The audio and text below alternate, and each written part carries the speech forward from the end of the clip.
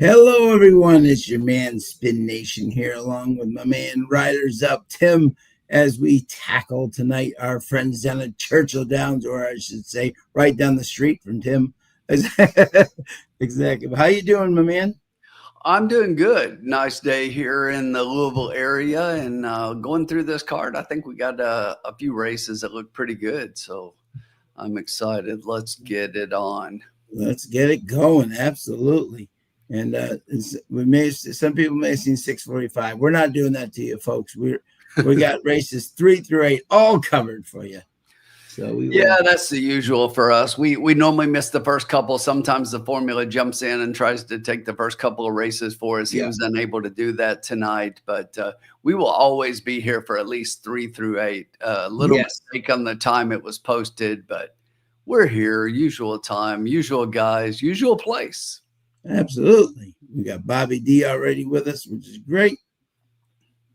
And we are ready for some action and some fun tonight. So, yeah, I was just watching the results of that second race as we came in. It looks fairly chalky so far. Top three horses have been pretty close in the first couple of races, so we'll see how things shake out for the rest of it. Born Flawless won the first race. Yeah, I see that. Yeah. So yeah, although the favorite finished dead last. I mean, the horse that was favored in there, was Create Trouble. All right. Yeah. And I see we have a heavy favorite here in race 3 coming up here at 4-5, Louis Saez. The people seem to really pound Louis Saez down there. You know, he's riding really well, and Tyler's not here. And when here as of late, it's always been Tyler and Saez in the jockey battle, leading jockey. And without him there, I think everybody's just jumping on the Saez train. Absolutely, yeah, and rightfully so. He's riding well. Makes total sense. What's up, Bobby? How are you? Okay, so we got the third race here, 6.5 furlongs, claiming 20,000, non-winners of 2 lifetime. First couple here we got, Sean. Yeah, love it. For fillies and mares, 3-year-olds and up, which have never won 2 races. We got James. How are you, my friend? Oh, in New Zealand. There you go. From down under. We have a few that tune in from down there, James. Yeah, welcome, my friend. Always welcome. And yeah, there's a lot of American horses starting to run down there now. Yep. Yes. Absolutely. And I believe we have no scratches in this race. Is that correct? I believe, right? Yes, for this one, I believe that was correct. Let me double check. Right. Yes, full field of 7. Okay. So, all right. So without further ado, let's get into it. 10 minutes. Let's jump on in. Yes, sir. Absolutely. Well, the water is warm. Exactly. And the money is ready. Exactly. So, okay. So in this race, you have an interesting field here. And my top pick here was the, I actually like the 2. There's a bit of a long shot here. Nurse Kringle Dances. Who trains that one? Huh? Who trains that one? What happened? I said, who trains that horse? That would be one Ian Wilkes. You know, I love me some Ian Wilkes. Absolutely. And his son-in-law, Chris Landeros, who was 3 for 8 in the money. He's been riding well here. And this horse had some really good races at Churchill Downs. Now, I know it's like 6th, 4th, and 2, but that was against much, much better. But did show that it likes the track. You know, and the maiden 40 did win by 9 lengths in its breaking of its maiden. So I thought this 2 at 6-1 was worth a price here on top. Second, obviously, the 5 Amy Z is taking a huge drop. Did not like the mud at all at Oaklawn. We have a fast track tonight, so I'm sure we'll see a much better effort by Amy Z tonight on the fast track. She's dropping way down. I mean, way down. I mean, here's She won $100,000 maiden at Churchill, and now is dropping down to 20, which means Phil may just be trying to get rid of her. So, uh, this horse, I picked her second behind the two, trying to get a price. And the third, Morning Miracle, the sixth, Jordan Blair, Jamie Torres, a lot of turfway park races. But if you look back, maiden 30, she came in third with Christian Torres, and at 20,000 came in second with Luis Saez. So I thought this horse could possibly get a piece of this at 6-1. So I was 2, 5, and 6, Tim. Yeah, we're pretty close on the top end. I love the 2 horse in here coming in from Tampa after a short layoff for Ian Wilkes. You know, I follow his barn pretty closely and like his horses here, but I tried to find a lot of ways to beat Amy Z in here, and I just think that this horse looks tough in here. Very tough. Getting sized up for Phil D'Amato is 7 in the money at Churchill, and the thing I really like is I'm actually, and I'll talk about this throughout the night, I'm actually against the Ocon shippers. They haven't been running very well. The Ocon shippers have been doing a lot, less than expected, shall we say. But this one's got a really strong work over the surface, Sean. If you look at that team May workout, 4 furlongs, 47-1, second best of 75 for the day. So I like that they brought her in and got to work over the track. And I definitely don't like the 4 to 5 price. The 2-1 morning line was more to my liking, but I do think that this horse is going to be really tough in here. So I do too. Yes, she looks solid, and I was just watching her on the track. So I did put the 2 second for all the reasons you mentioned. I won't talk about that a whole lot, but I'm going to talk about one more here. I'm always looking who do I like for a little bit of value and a price, and I'm going to go to the 3 in here. Sure, that's Chrome Compass. Getting 11-1 off a 10-1 morning line. Greg Foley trained. Greg's having a pretty good meet. I mean, he's off to a decent start, and then he's getting Edgar Morales up. Morales has actually been riding pretty well up in Kentucky, so. This one is third off a layoff, which I love that. I just think it has been running at the level, and some of these look like they're dropping, but I just think that this horse might be positioned for a little bit of an underneath finish at a bit of a price. Yeah. So we're gonna take a chance on that one to finish underneath the ticket. I still think the top 2 are pretty solid here. Sure, absolutely. And let us know, as always, guys out there, what you like, and we will definitely celebrate you if you have the right connections to hit for sure. And then the 7, Sean, right now was a horse that is taking money, is currently your second favorite on the board, and this is one that I just struggled to get behind, and I know I said I like the 5, and the 5 is coming from Ocon, but this one here, I'm against the Ocon shippers, and you know what I say about the droppers? It's like I like to see a little bit of something, and that race looks okay 2 back, but it was in the slop.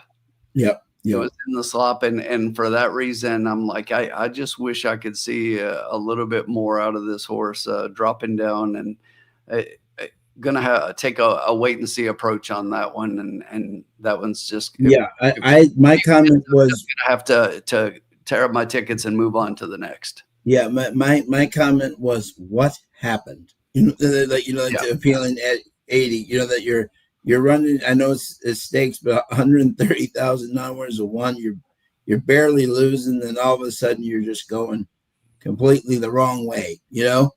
And now you're in for a 20,000 claiming tag. That just, to me, just says something along the line didn't go quite correctly there. Right. Hey, Formula Todd, how are you, my man? It's got a 6-6 daily double for $2. Tom's liking the 6 a little, all synthetic and turf until you go back and see a second and a third, and it's only 2 starts at Churchill. Yeah, I looked at that. The speed figures are quite a bit lower than the others that were at Churchill, and those were maiden races. And then in the non-winners of 2 for me, I like to look at, okay, what did it take for this horse to finally break their maiden? And for this one, she had to go to the turf and turf sprinting before she broke her maiden. So, and then. Now she came back to synthetic, not too much. Her dirt races, other than those 2 underneath finish and maiden races, but hasn't performed or raced on dirt, and especially against the likes of some of these so far. So we'll see what happens. Sure. See what happens here. Absolutely. But the formula thinks they missed a Tiz Marcus won race 2. He thinks it should have been named Tiz Marquis after Biz Marquis. Well played. Very well played. 2, 5, 6 exact the box seems likely to Todd. That was my 3, Todd. So I'm hoping you are correct. 2 minutes to post. Thank you everybody for joining us as always. As we're just 1 week away from the Belmont Stakes week.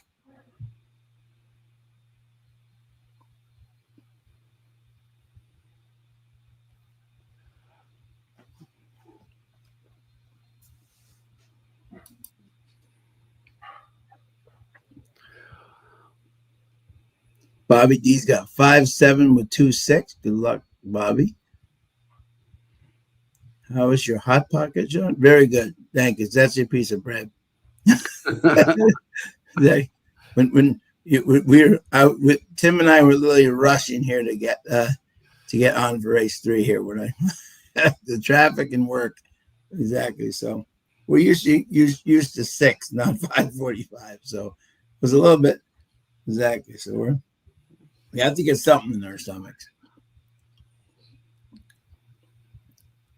But it's not all right, John. Let's kick this off here. Okay.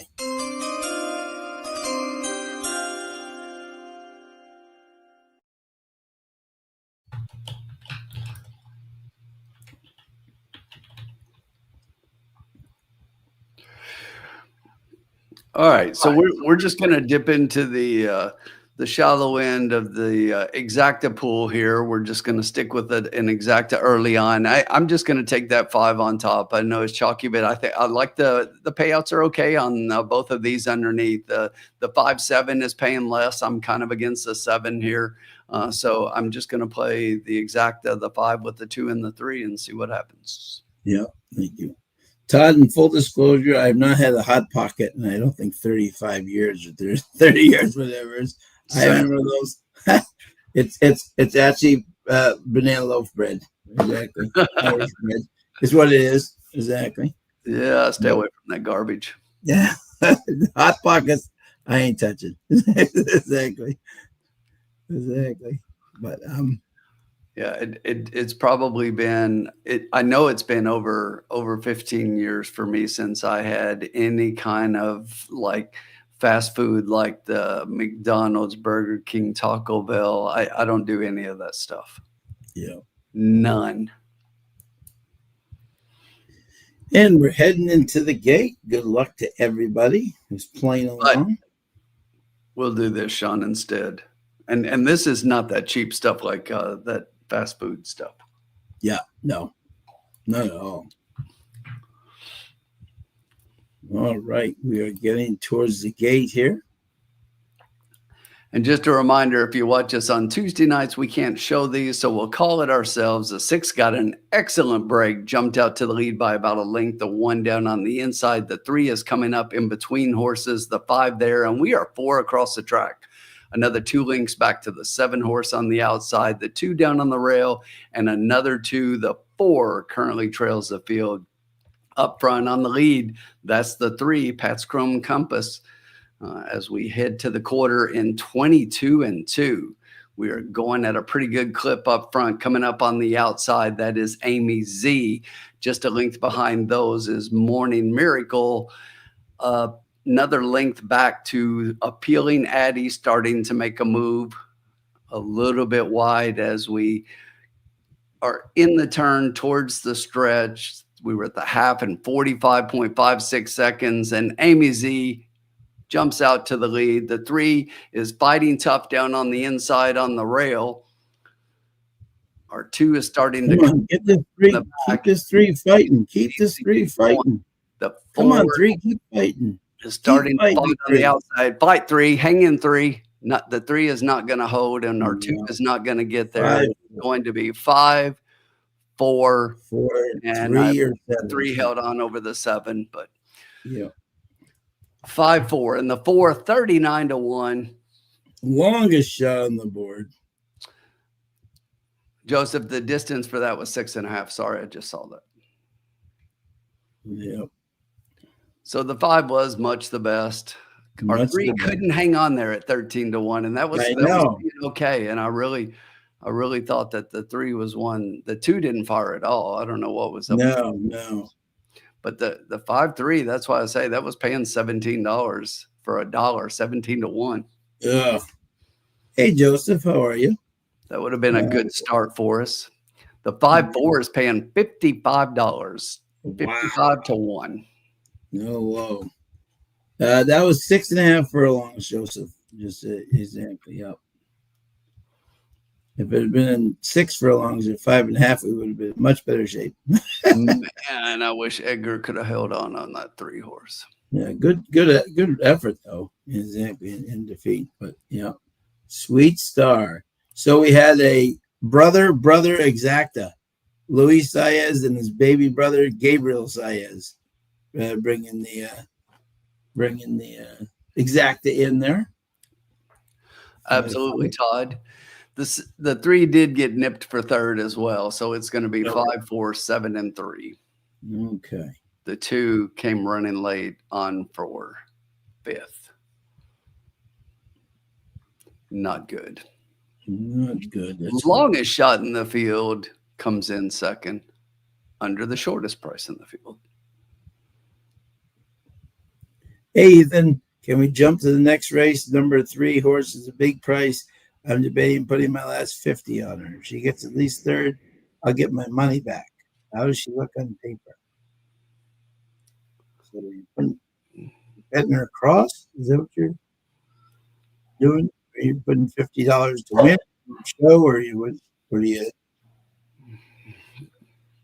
Little Sister Sue, Gennaro, and Garcia, and Edgar Morales? Well, Edgar almost just got a horse home there, and your horse is 0 for 8 at Churchill, but does have 4 thirds. So, well, he's asking about the 3, I think, Sean.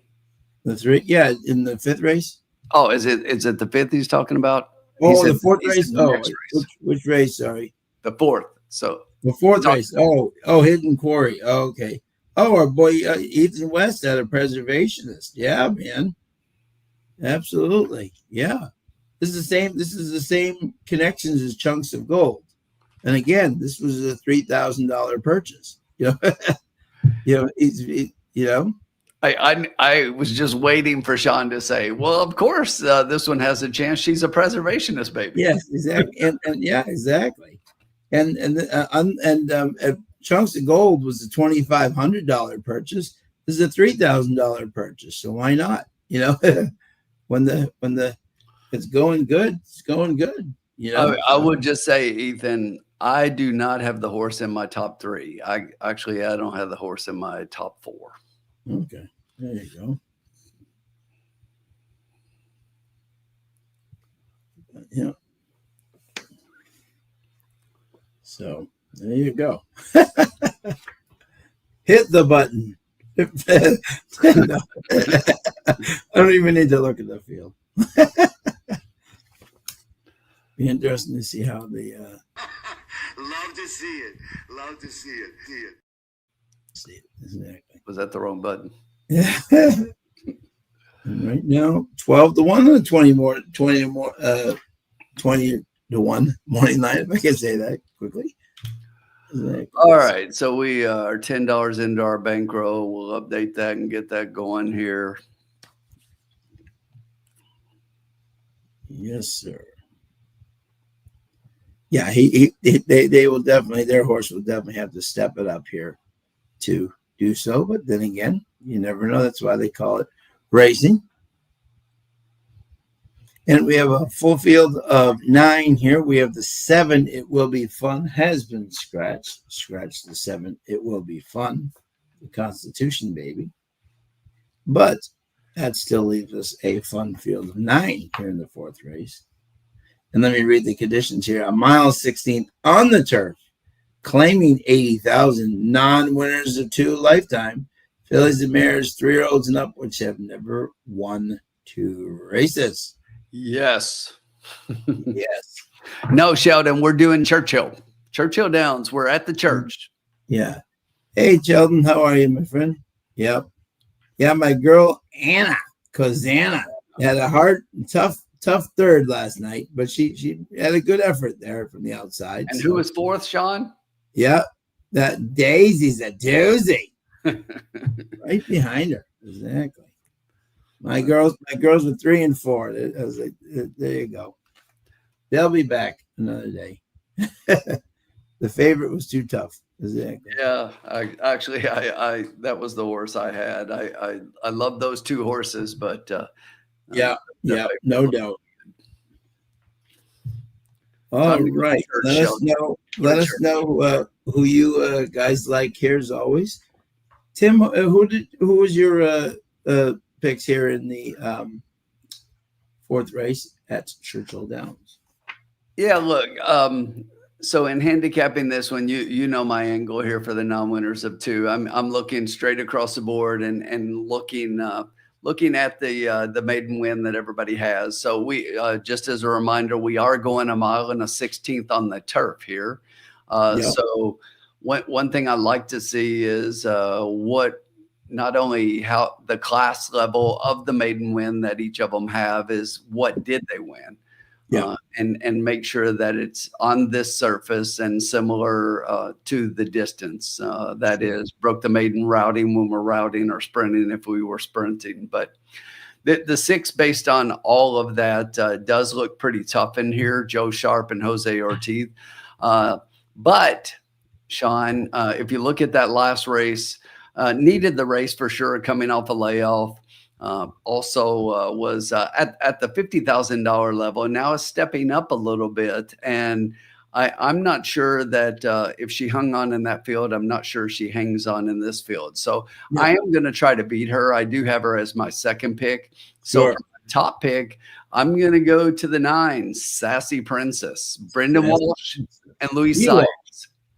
So we all know that if Tyler was here, this is probably Brendan Walsh and Tyler Gaffleon, but we were just talking about Saez and how good a meet he's having. And, Tyler still being out with his injury. So Saez is picking up the mount here.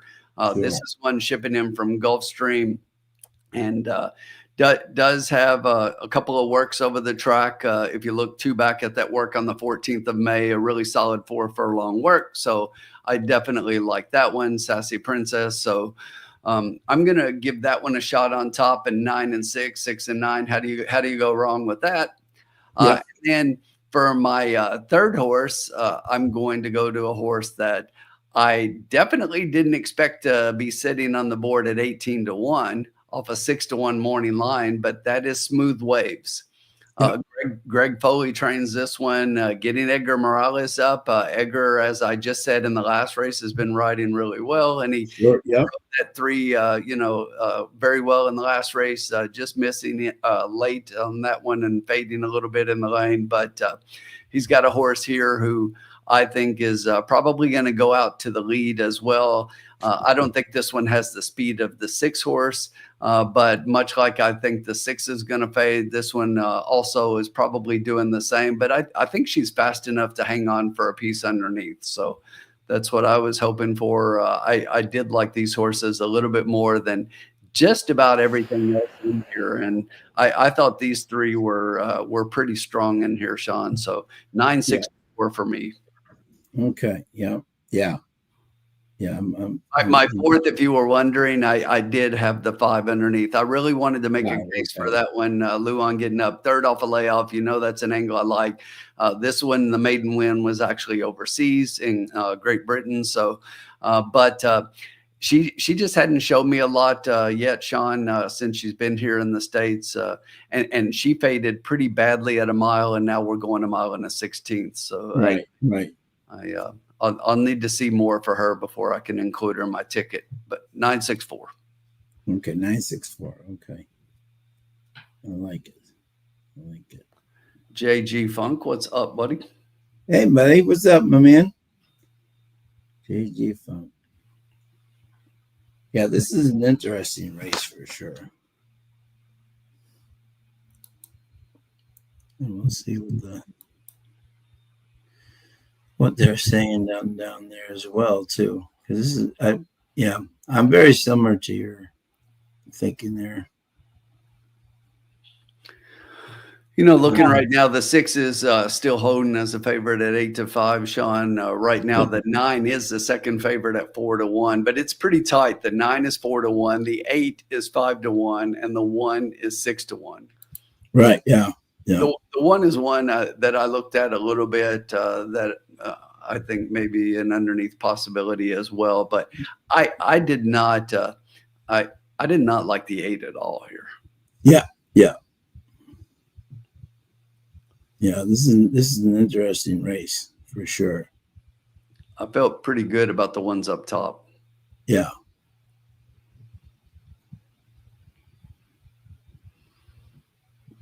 Formula, I was 9, 6, 4, 5. Okay. So pretty close. Yeah, exactly. Yeah. But I like the 9 on top. Let me see here. Okay. Yeah, it's an interesting race, you know.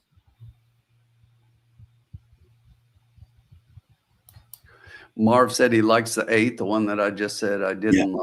But hey, how many horses have I said I like that one? Yeah, right. No, that's what's the great thing about one. Yeah, exactly. That's what the great thing is about this. Exactly. And you look at this field.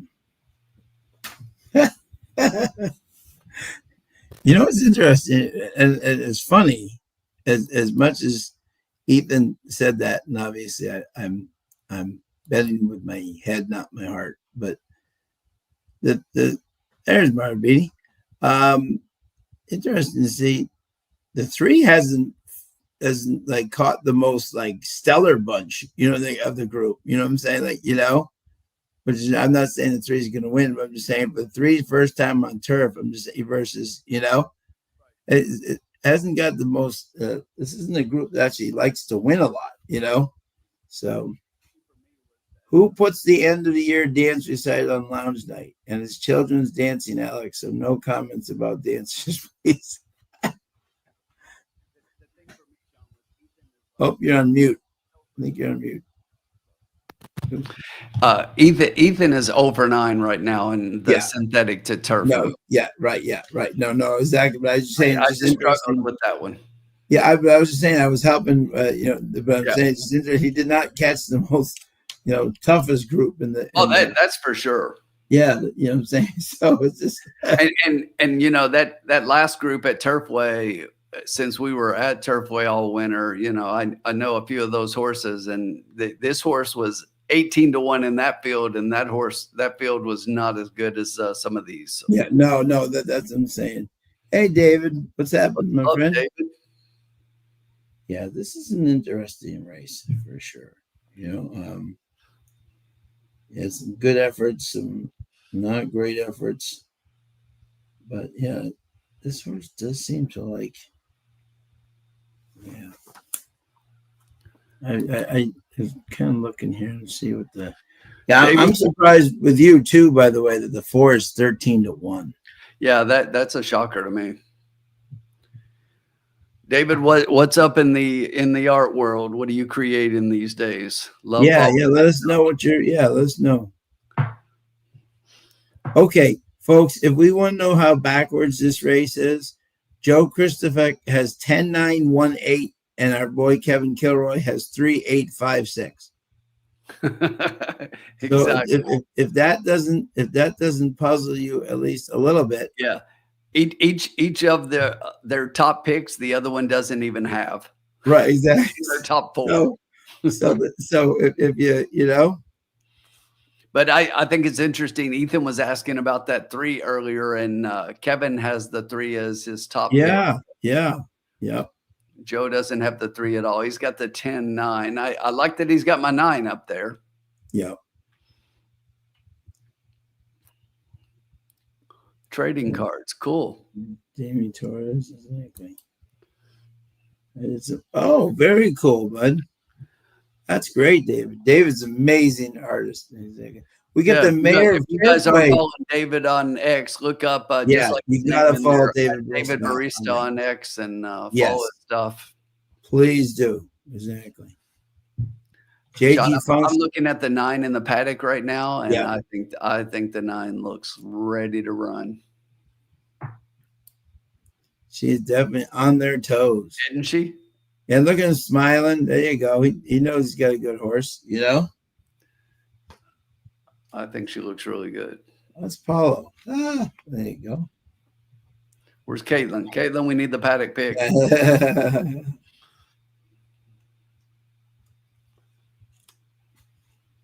Everybody getting ready to go down there. All right, we haven't asked tonight so far in the lounge. So this is the cocktail lounge. Yes. So what's everybody drinking? What is everybody having? If you're familiar, I think most people, if you're a beer or stout person, most people are familiar with the Goose Island Bourbon County stouts that come out every year. I tend to cellar these things, and right now I'm having the Rye Reserve from 2019, but pretty incredible beer. Yes, indeed.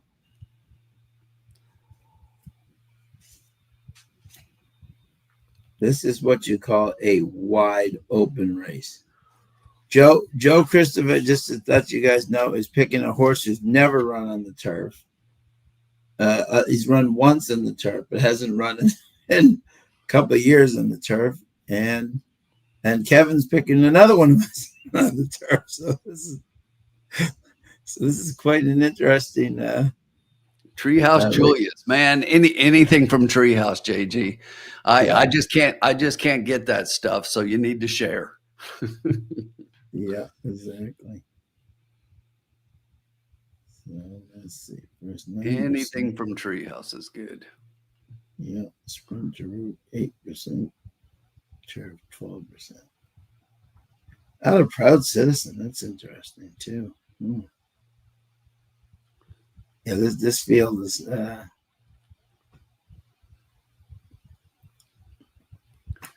I believe this one's 14.5. Yeah. 14.5. Nice. Treehouse also has a location in Boston. I need to go up to Boston and visit my friend John and go to. Yeah. Oh, definitely, absolutely. A famous spot up here is the Treehouse. And we got Brendan, Brendan's wearing there you go. No suit, just a nice golf shirt. There you go. Looking professional, though, as always. Looks good. Sean 9 looks good. He looks good, absolutely. I really think the Sassy Princess. Yeah, and he's definitely not facing Pinup Betty, Gavea, and like he did in that race, you know. Exactly. That was another thing for me. Especially you look back, this horse, if you look at the Churchill race and people were like, oh, this horse doesn't like Churchill. She's 0-1 at Churchill. She ran a grade 3. Yeah, okay? Right. Yeah. We're in an 80,000 claimer non-winner at 2 Life. This is not a grade 3. Right. Exactly. Right. This is not the regret. No, absolutely. That was Pinup Betty and Buku. So right. Exactly. That was a really strong field. So, okay. Yeah, Trillium. Oh, yeah. Trillium is good as Him, well. yeah, you would love Yes, Trillium. Trillium is another one that's definitely on my list. Yeah, that is another very popular place up here. Yes, both of them. Exactly. So, both places he could not go wrong here. Absolutely. Okay, so we get 7 minutes to go. I just think it's funny that neither one of them, is like they're all over the board, Yeah, and what's even funnier to me is that neither one of them like this favorite, the 6. I mean, Yeah, right. Joe liked the 9, which I do as well. They both had the 8 in their picks. Yeah. They neither one of them had the 8 up top, but they both No. had the 8 in there. Man, I still like the 9. Yeah, no, Sassy Princess. Yeah, looks good. And then we got, let me see here. We got, Jose had the 6 looked really calm. She was relaxed. She almost looked a little sleepy. Yeah, exactly. Yeah. Let me see here. Okay. Yeah, look, Ethan, one thing if you've been around here long enough, we will never talk you off your horse. You asked us our opinion and we gave it, but do not go against your own thoughts. Yes. If you like the 3, bet the 3, buddy. Yep, absolutely. Don't let us talk you off your horse ever. No, not at all. That is not what we try to do on this channel. We don't tell you to bet our picks. We tell you what our picks are, and you're welcome to do with that as you please. The weird thing to me, Tim, and see if you agree on these lines, is that with the 8, the 8 was really doing great closing on Gulfstream, and then decides to come to Churchill and goes to the lead, which I didn't think is that horse's style at all, Yep.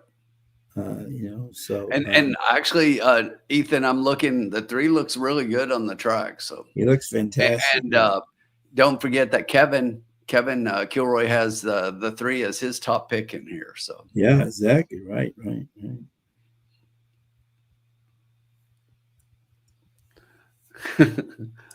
This is the comment of the night so far.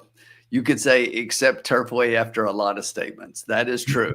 A lot of things in the game are one way except Turfway. Yeah, exactly. And Kentucky Downs. Yeah, he has.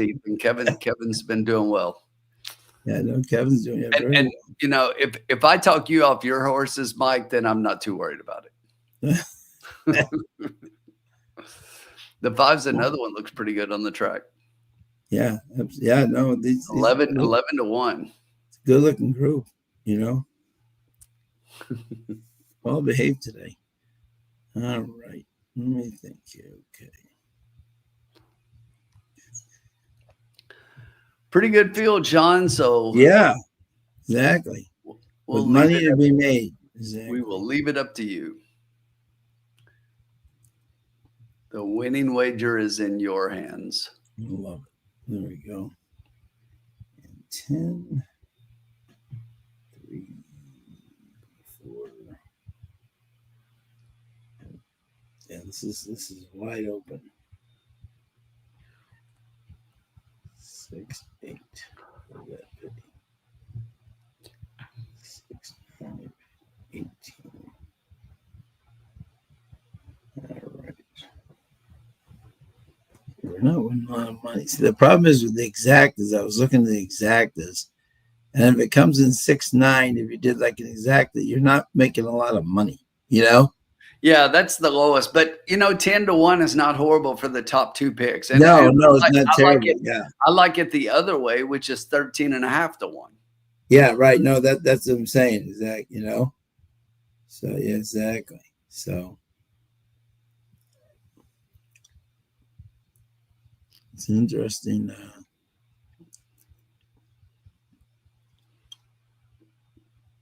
Okay, so good luck, Ethan. All Benny right. Going with an exacta box 5 and 9. Okay, here we go. We're ready.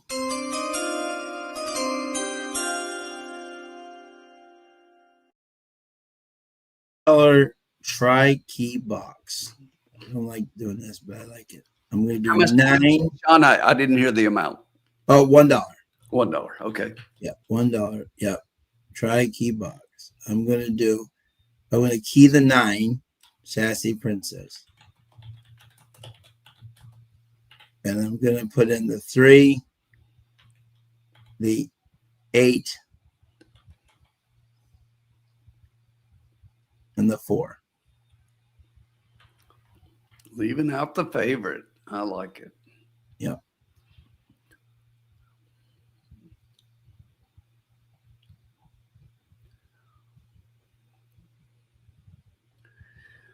There you have the lounge bet. Sean is betting a $1 try key box. And he's keying the 9 with the 3, 8, and 4. And if you bet that, that is $18. That's an $18 wager. If we get the 6 out of there at 9-5,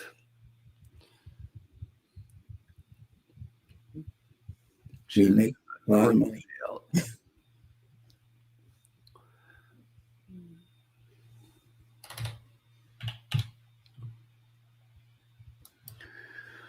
James White, how are you, sir? We got winning place 4 and 10 to show, and the 2 and try 4, 10 all with 2.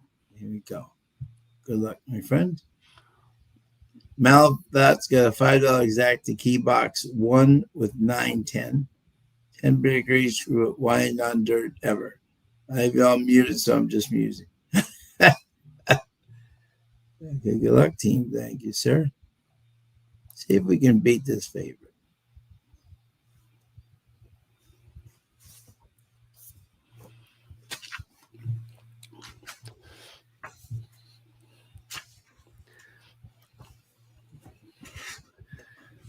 Let's see here.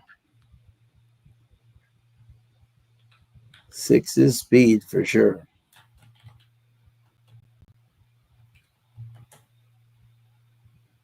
I'm just hoping we're going a little bit too fast up there, and then, you know.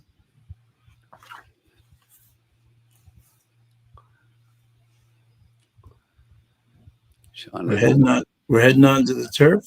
Sean's not going to bet the gray. I know, which I usually do. Exactly. My mom always bets all the grays. Exactly. With Jose up. David Burst has got 1-5 with 2-8 double Dutch. Love it, David. Good luck.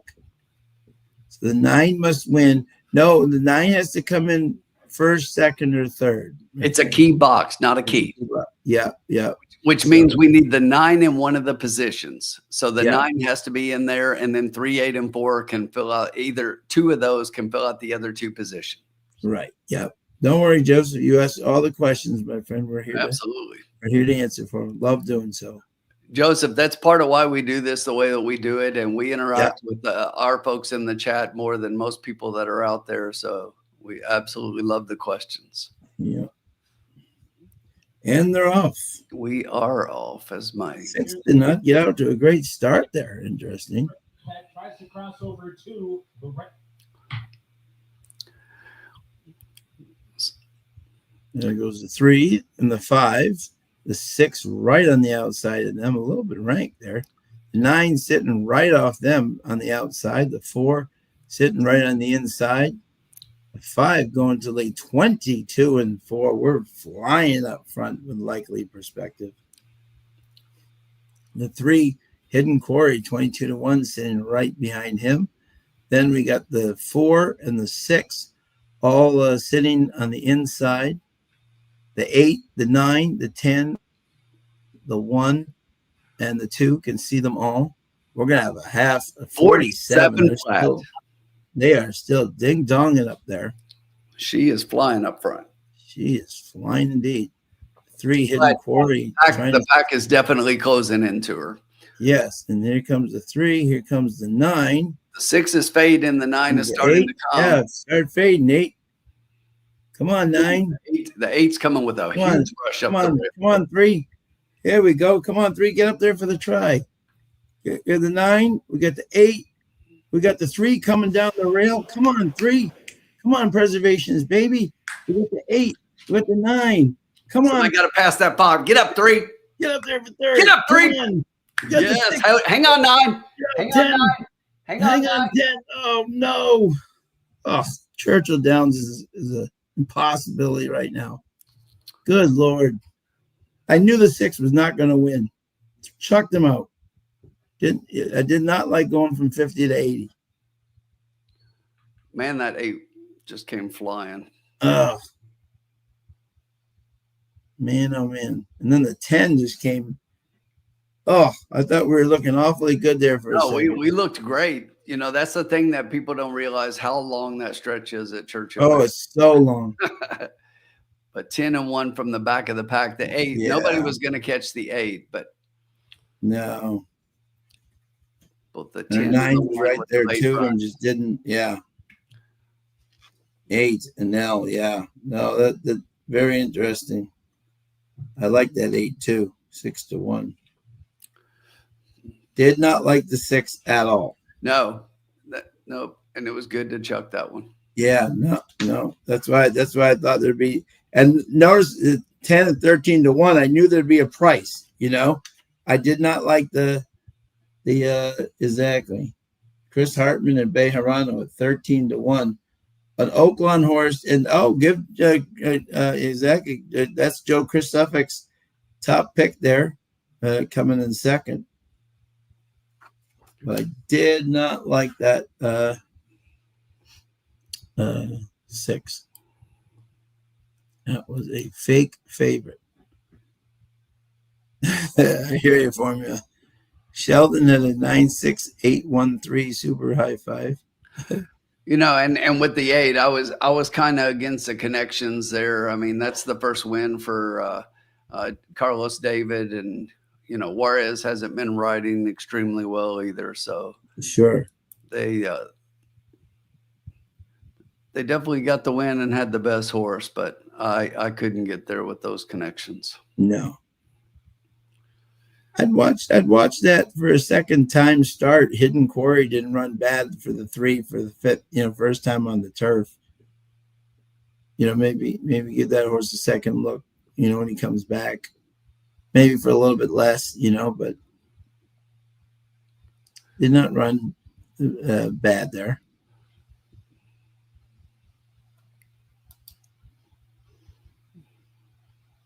Man, when I saw the 6 dying, I thought we had a real chance there. Yeah, and I knew the 1 had a closing kick, and expected the 1 to be coming late, but didn't have the 10. Didn't expect the 10 to be coming like that. No, but yeah, 10 definitely moved forward a little bit as well. Now, Marv needed those 5 and 9 to hold on. That's the worst when you get the favorite out. You see the favorite quitting, You're like, come on, guys. Do your thing. Really needed that 9 to be in there. Yeah, no doubt. But we will move on, and Tim will get it back for us in the next race. More. Hey, Sean, I'm going to let my dog out. I'll be right back. Sure, no problem. Yep, absolutely. And we'll switch right to the 5th race here at Churchill Downs coming up. Man, I love when you're handicapping like that, and you love going up against a. That's why I keyed in that race. Usually, I do not like keying. I like being a person in conviction, and I can help Joseph Myers. If I'm just doing a key, I usually use a 1 horse on top. But in that race, I liked some prices, and I thought that I didn't know which order was. I thought the 9 would be in the top 3, and clearly he was 4th.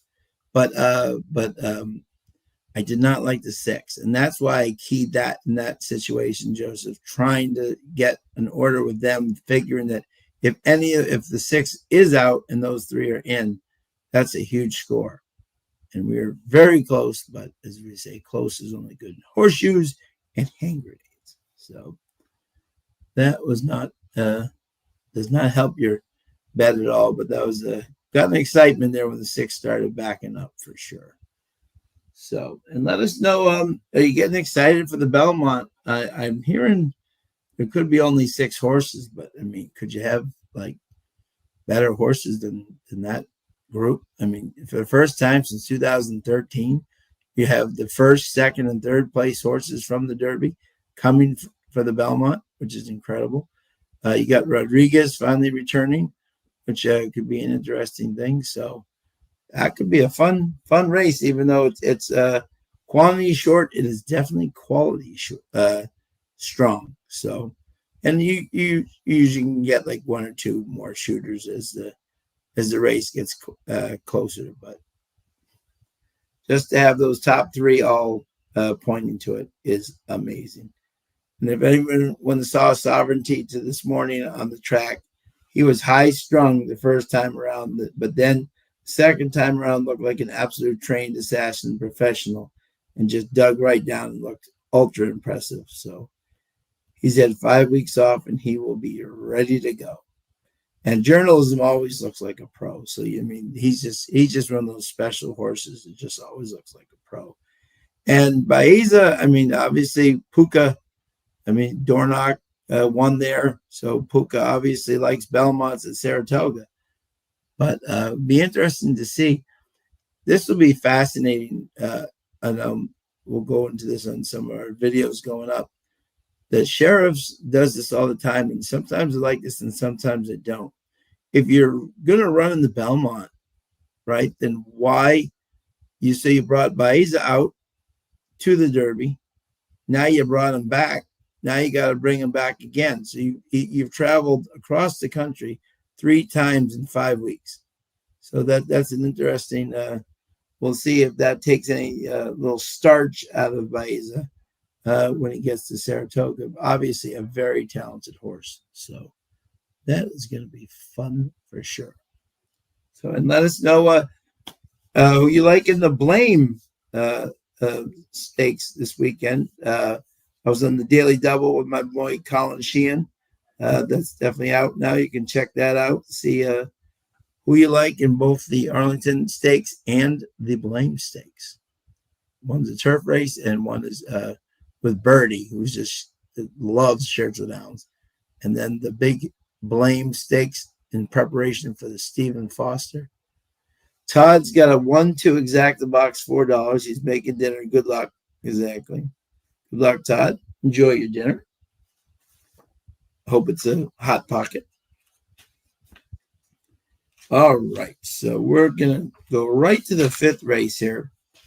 And 6.5 furlongs, allowance 20,000.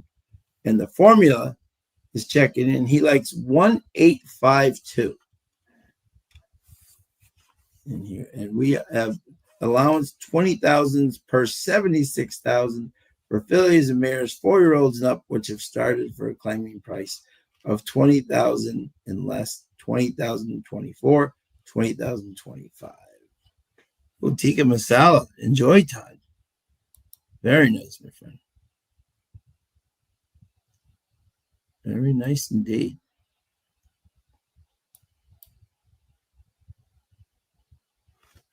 And let me see if there's any scratches here for us here.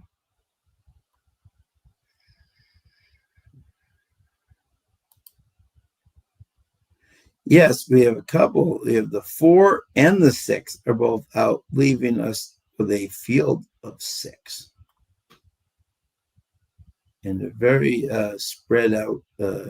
Interesting. Here, who they think. We got Jose Ortiz riding for Steve Asmussen. Ryan Hernandez riding for Joe Sharp. We got a lot of different combinations here.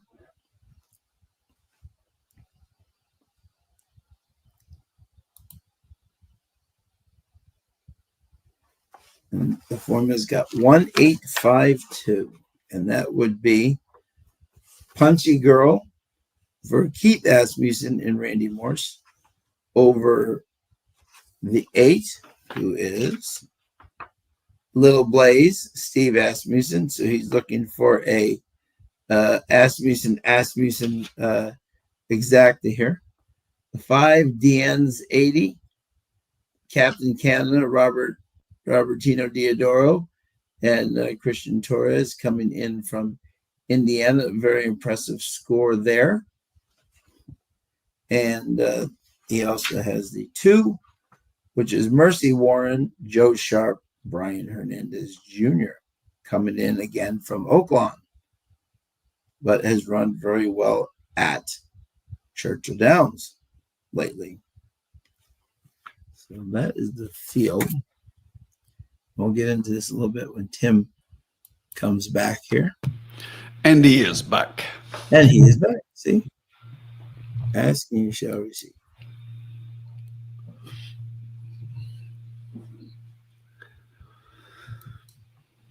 Exactly. So this is an interesting race, Tim, for sure. Yeah, and Formula had to stick around and listen to what I have to say as well. Yeah. All right. So I read the conditions, and this is an interesting race. Yeah, for sure. And again, as you said, Tim, it's interesting to see the amount of Oaklawn shippers that are coming, back into this race. Yes. Which is interesting, and this is definitely a interesting field to say the least. Has 6 in her the allowance is 20,000 or less. So, all right. So without further ado, here, this is a very interesting race. I had a lot of question marks about this race. My first pick was the 2, Mercy Warren, Joe Sharp, and Brian Hernandez. Get out of here. I like that he's coming back to the 6.5 furlongs. Here he's running against 32 and 50 and other things like that. And I think this horse speed seems to be holding a bit and on this track, definitely lately.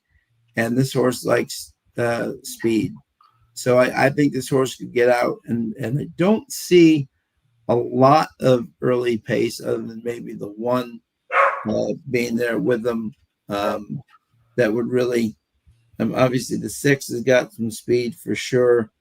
And that horse could be tough, but I thought maybe if he got out, this horse could be tough. My second pick was the 8, Little Blaze, Steve Asmussen, Jose Ortiz. I mean, they're 14%, 27% on the year together. This horse ran a lot at Churchill Downs, but versus allowance 50s, non-winners of 1.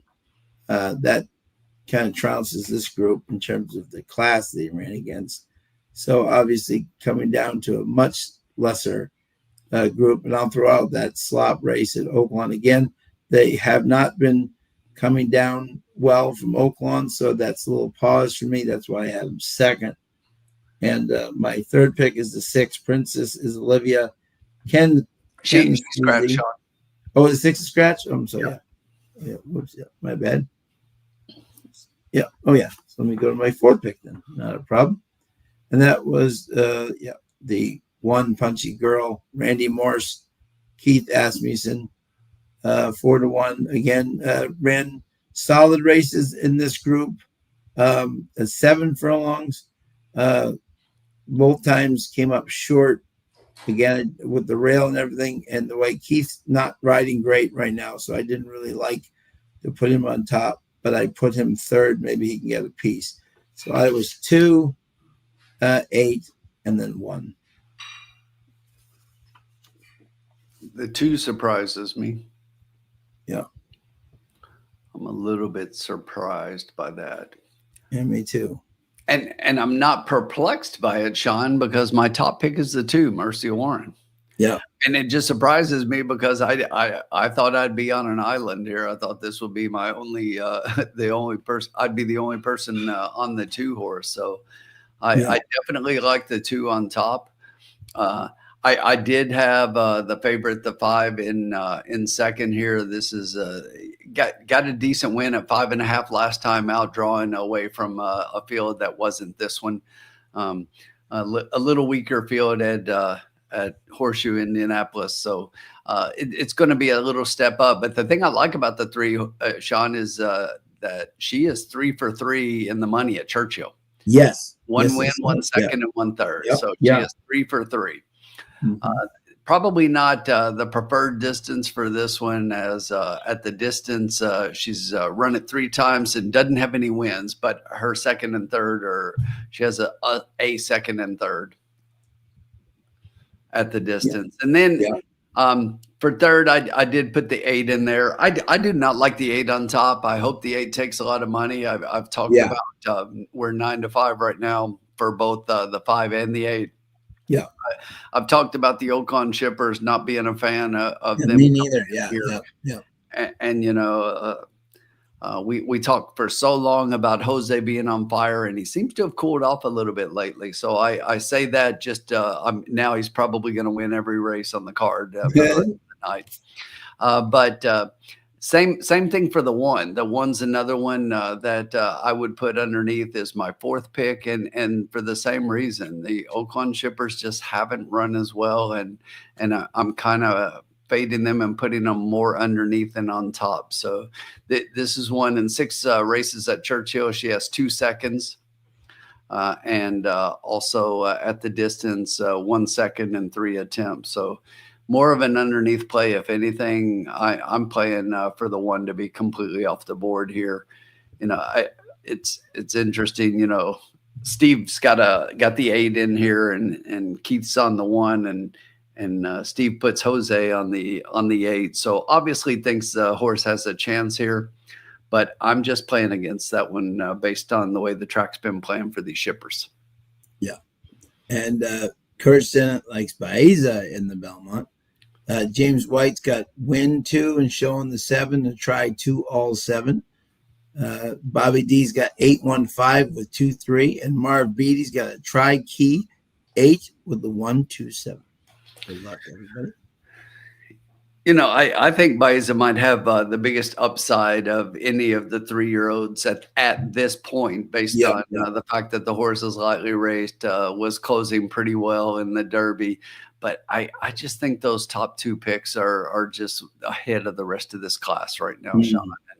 And also, Tim, I don't know if you heard what I said, which I find interesting. I know this is a John Sheriff's move, so it's not a surprising move. But I still don't like. So you bring Baeza out from California to Churchill Downs for the Derby, runs a big race. Then you bring him back to California. But now it may be where he's comfortable and all that stuff, which is great. Right. But now you got to bring him back across the country. 3 trips in 5 weeks for a 3-year-old. That's a lot of mileage. You know what I'm saying? So it'll be interesting to see how much if that takes any starch out of him, you know, versus if it takes a toll at all, it'll be interesting. Yeah. JG Funk's got a 2-8 exacta box. Good luck, my man. Sean, you know what time it is, don't you? Love it. Riders up! Riders up. It's always Riders Up time in the lounge, but it's also Riders Up time at Churchill right now. We are headed out to the track. Yes. I'll be right back in 1 second, my man. So we have a field of 6 contesting this race at Churchill. We are going 6.5 furlongs on the dirt. Allowance 20,000 for fillies and mares 4-year-olds and up, which have started for a claiming price of 20,000 or less in 24 and 25.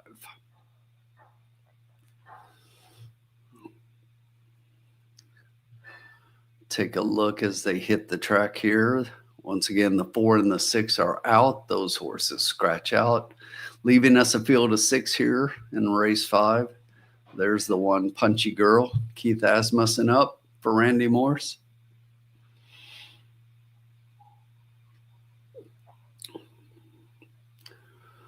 The 2, the pick of Sean and I both, Mercy Warren, BJ Hernandez Jr. for Joe Sharp.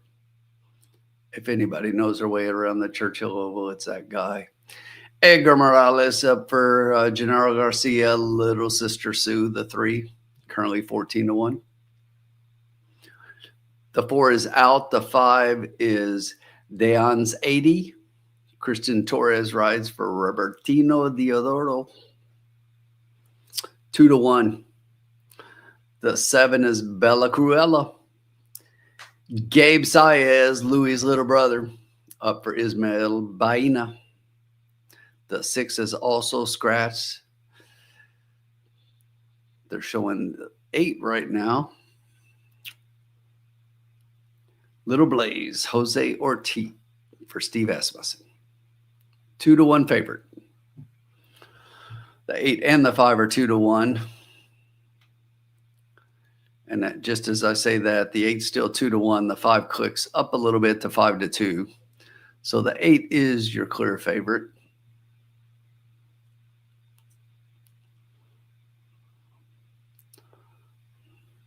I don't see anybody breaking away from the pony right now. We're all with the ponies. 3's getting a little trot, but still with the pony. Looks like the 1 did break. No, that's not the 1. So who is that out front? Somebody broke away from the pony.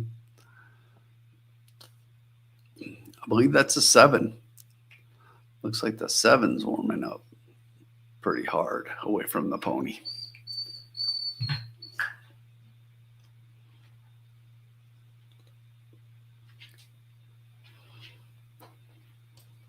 All right, I'm back, my friend. Yeah, I was just going through the post parade there, Sean. It looked like the only horse that broke away from the pony was the 7. Everybody else is still with the pony, and the 2 is kind of standing well right there, not with the pony for BJ, but not warming up. But the 7, Bella Gorilla down the back stretch, longest shot in the field, 18-1, but looked pretty green. Yeah. So we will see. That 2 looks really good. He looks really good. And Brian has won with this horse before. Exactly. And we've come down a little bit, 5-2 still. The 5 has also come down to 5-2. The 8 is now the 9-5 favorite, Sean. Yeah.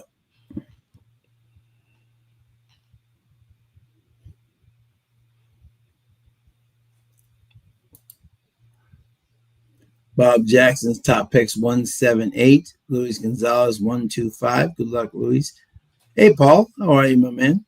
Yeah, Mark B. Yeah, my Captain Canada Diodoro moves up from the horseshoe. Yeah, I'll give him a look. One, let him run first before I go after him. For sure. We got 4 minutes to post.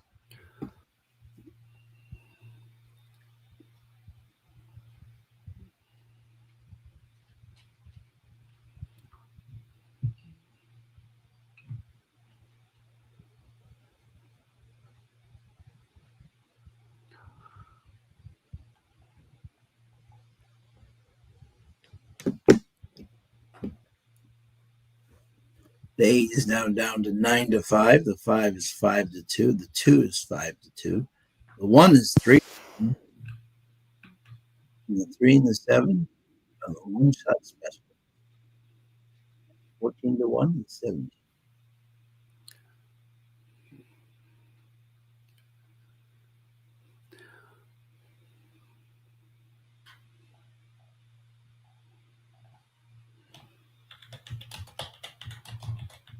Interesting thing here.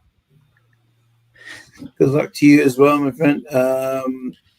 Sean, the next miracle come back, yes or no? I say no, Paul, but I've been wrong before. All right, Sean, we got a couple minutes. Let's get this in for the people in case they want to follow along.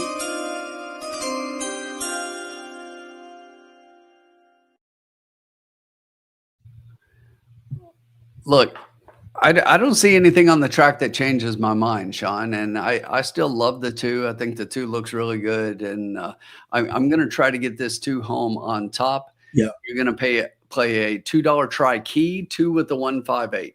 So Well, unlike Sean's play, which was a key box, we're just keying the 2 on top. So in this case, we do need the 2 to win. We're playing 2 to win, right.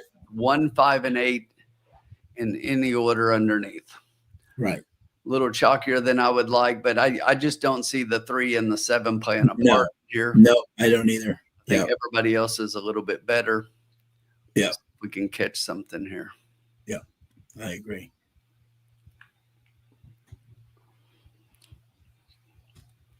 And hope we can get our 2 home on top. Yes. Interestingly, the 2 had floated up to the third pick, and now is starting to take a little money. Has dropped down and has taken over the second favoritism from the 5. And I'd be surprised if the 2 didn't take some late money and go to favoritism. Yeah, me too. Because looking at the will pays, the 2 is actually favored over the 8 in the pick 3, in the pick 4, and in the pick 5. Not in the double. Yeah. Okay, not in the double, but the doubles, I don't watch the double as much. I like the longer horizontals when it comes to these. And I actually was reading an interesting article this week, Sean. People were talking about how the calls are actually because people are looking at the will pays, the calls are actually trying to manipulate the doubles. So they're actually putting money on doubles to lose that money to get a different horse, to try to convince the public that horse is the favorite in the doubles. And the thing about the double is, remember, it's controlled in this race, and the calls have the ability to cancel those wagers right at the post time and everything. And so don't pay attention to the doubles as much. If you've got pick 3s, 4s, and 5s like we do right now, pay attention to those a little bit more than the double in the will pays, because I think there's some manipulation going on. Yeah, absolutely.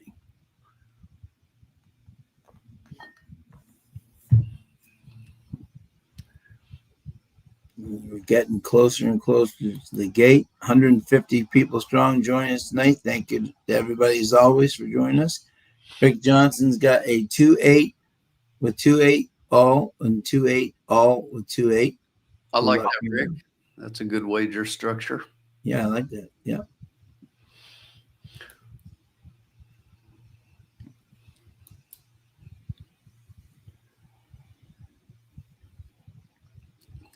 So right now, 5 and 8 are both 2-1. So the 8's floated up a little bit. The 5 has come down, and the 2 is hanging at 5-2. Yeah. I like that. Like where we're at. Oh, you too. Let the 5 and the 8 take most of the money, and our 2 finish on top. Exactly. I like it. We'll be happy with that. And they're off. From the outside, the 7 and the 8 both show early speed. The 5 just inside both of those. The 7 is going to finally get out to the front. Down inside that one is the 5 downs. 80, Mercy Warren is right there on the inside. BJ right where he likes to be. Boot, scoot, and boogie up the rail. Yeah. And right now out in 4th on the outside, the 8 starts to make up a little bit of ground.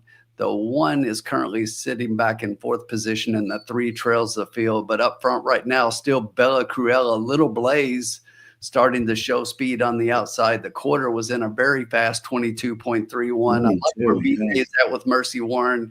3rd on the rail, in between horses. That's Downs 80. And to the outside right now in 5th position, 3 wide. So come on, Brian. Showing speed. We need Brian to get in gear and get going here. He's got good track position. He doesn't have the horse. So they're all coming to get the 8, though. The 8 is starting to fade back. The 1 on the rail, there's Punchy Girl. The 5 on the outside trying to also go get the 8 is probably going to get her by the time we get to the wire. It looks like it. It's going to be the 1, the 5, and the 8. And the 2 doesn't even hang on for 4th. No. 2 needed the lead. And when Brian didn't get the lead, I thought he'd be on the lead and going, and the catch in, he didn't get him out of the gate. So, that killed the 2's chances. Oh. Churchill Downs is not playing the form. I thought the 2 would be for sure on the lead, and he broke out 5th, That is not the way. and the one came from behind. I thought the one would be up with the two. The one is one that should have been on the lead. Yeah, right, exactly. And he's the one who came from behind, you know? So, interesting.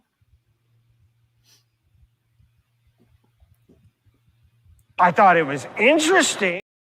Yeah, Churchill's had a lot of form reversals here lately. A lot.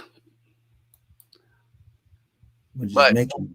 when you look there, the one horse at 3-1 took a little bit of late money, but actually it shows 9-2 on the screen there. 9-2, yeah. He gets his first win of the meet. 158. Keith Asmussen Yep. for Randy Morse. Keith gets his first win. That's a second time we've seen him. Randy gets his first win. So yeah, exactly. Back-to-back races where the trainer was an offer and now they're winning. I know, yeah, exactly. He's over in the next race. Yeah. We're gonna let every trainer with no wins win. Yep. That was crazy. Did anyone have that? The other Asmussen, sort of. Yeah, it was the other Asmussen. Yeah. Yeah. Ganó el uno. Ha sido 1-5 y 8. 1-5-8.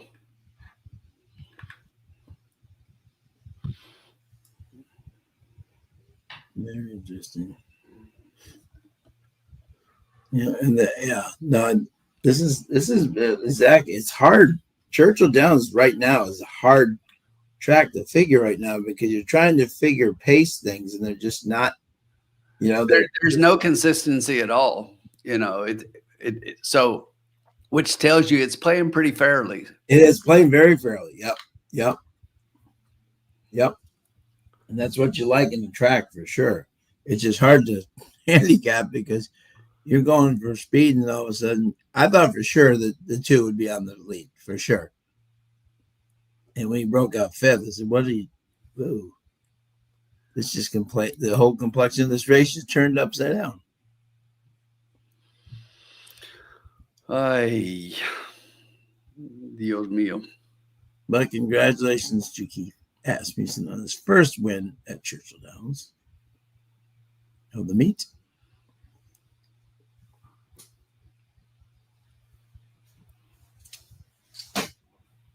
We had the right horses, Mr. Wrong. we knew the two long shots wouldn't be involved, you know. Although the 3 did get up for 4th and pass our dying 2. I don't know what BJ was doing. No, exactly. He's out of his mind. But now we got, this is the exciting part because this is when the show turns around right now because, exactly. No, Joseph, amen. But we always do, trust me. Yeah. Wait, John. So there's the payouts. So if you're looking for the payouts, 158. The 1-5 exacta pay is $46.96 for 2. The trifecta, they just switched off the screen on me. Yeah, what the 50-cent pick 5, $866. The super high 5 did not go in that race because of the 50-cent try paid $34.14. The double 8-1 was 41. The pick 4 was 174. So pretty low payouts on the pick 4, pick 5. It's been pretty chalky so far. But here's what we always say, Joseph. Sean, what do we do now? Turn the page. Turn a page. Yep, that's what we do.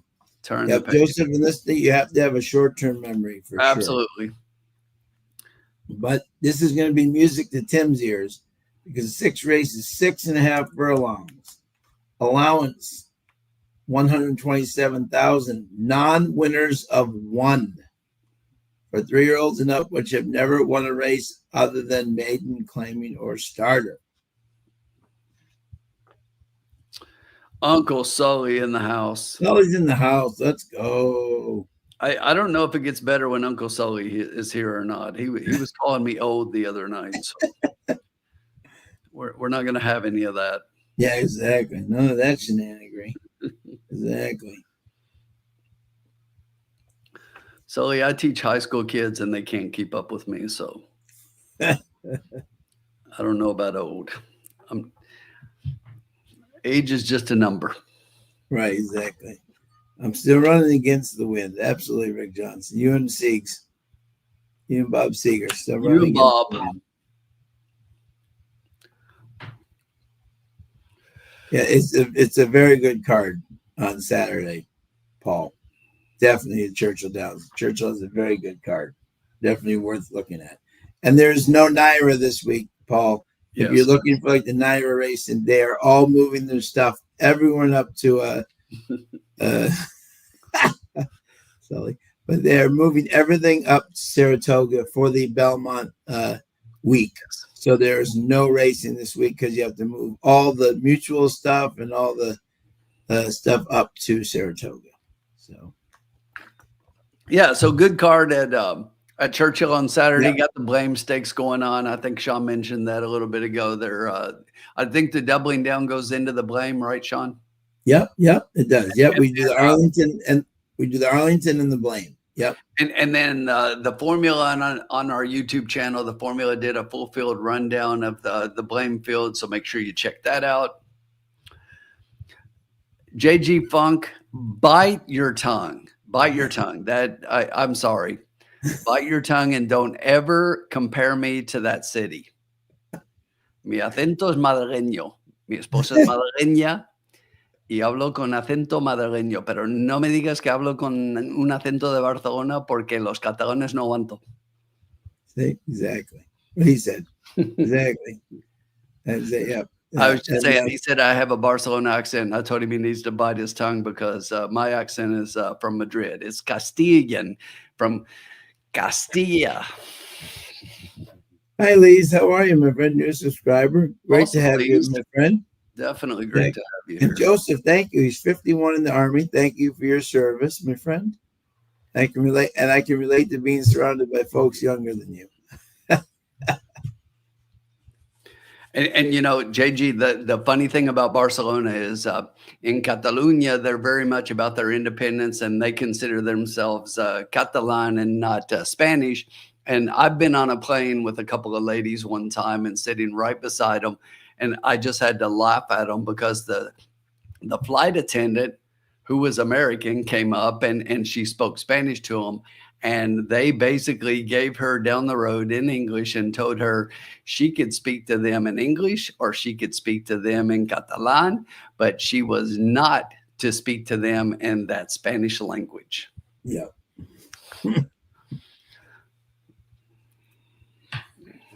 All right. So we have the 6th race coming up here. You know it, Paul. I definitely am watching that match, Inter PSG. Yeah. I will definitely be watching. And we have. Let's throw our man Lee's up on the screen. New subscriber there. Welcome. Yeah, great to have you, my friend. Yes, I love it up in that part as well. I love the Basque Country. Very nice. Actually, this summer I was supposed to be, I've had a back injury that I've been fighting through for a couple of months, so it's kind of delayed my plans, but I was supposed to be walking the Camino de Santiago this year. That's not going to happen. I'm going to put that off at least a year, but I should have been heading out next week to go to Spain. I still think I'm heading over for a couple of weeks this summer, but won't be doing that walk this summer. I'll probably put that off and try to do that next year, but still head over to visit family and see some friends and enjoy Spain as I always do. Absolutely. And the change for people on the 5 Haunted Flame goes to Jose Ortiz. So if you're looking for a Jacobson puts up Jose Ortiz on the 5 now. So it's no longer Corrales. Correct. Which could change your opinion for sure. And this horse ran a very solid race last time. And let us know who you like here, my friends. As always.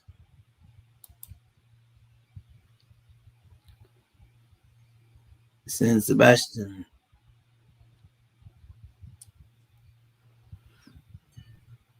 That's my high school. What's that? St. Sebastian's. Is it? Yeah. Nice. Yep.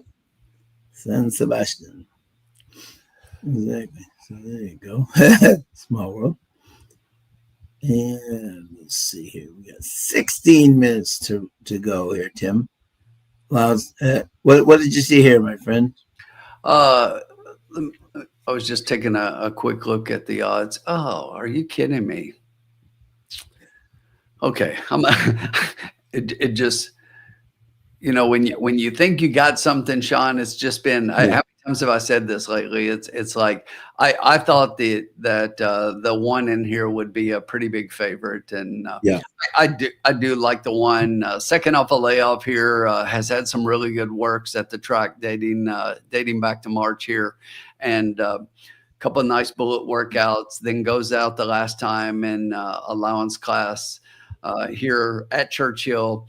Track was speed favoring that day. This one was a little bit further back, kind of was just even throughout.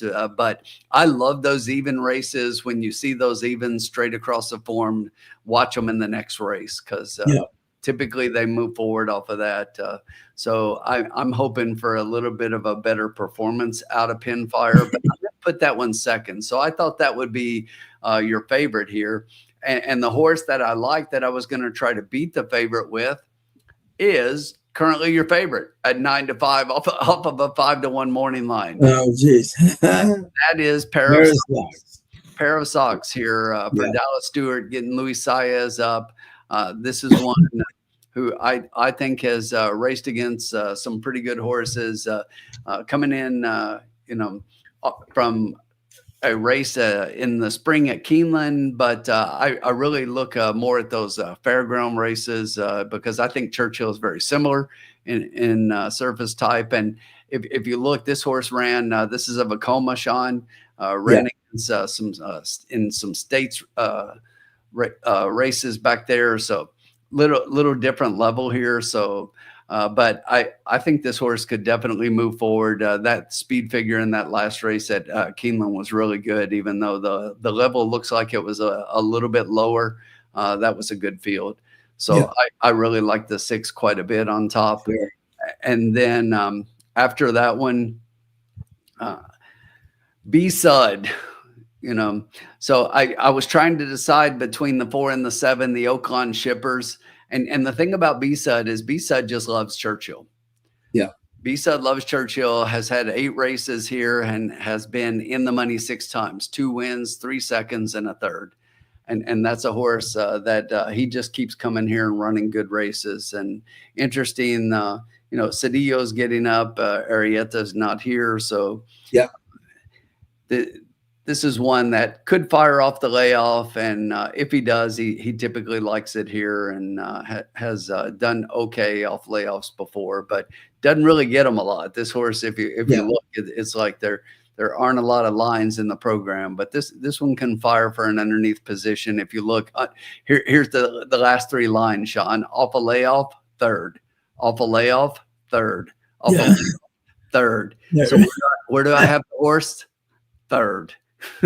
Right. So 6, 1, and 3, and then my next horse would be the 7. I've got the 7 4th. 6, 1, 3, 7.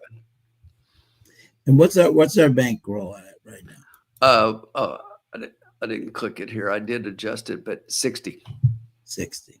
Okay. We got lots. We only got 3 races left. Yeah. All right, I'm going to bring us back this race. We need to get this back, Sean. Only winners in the lounge. Yeah, I'm feeling confident here.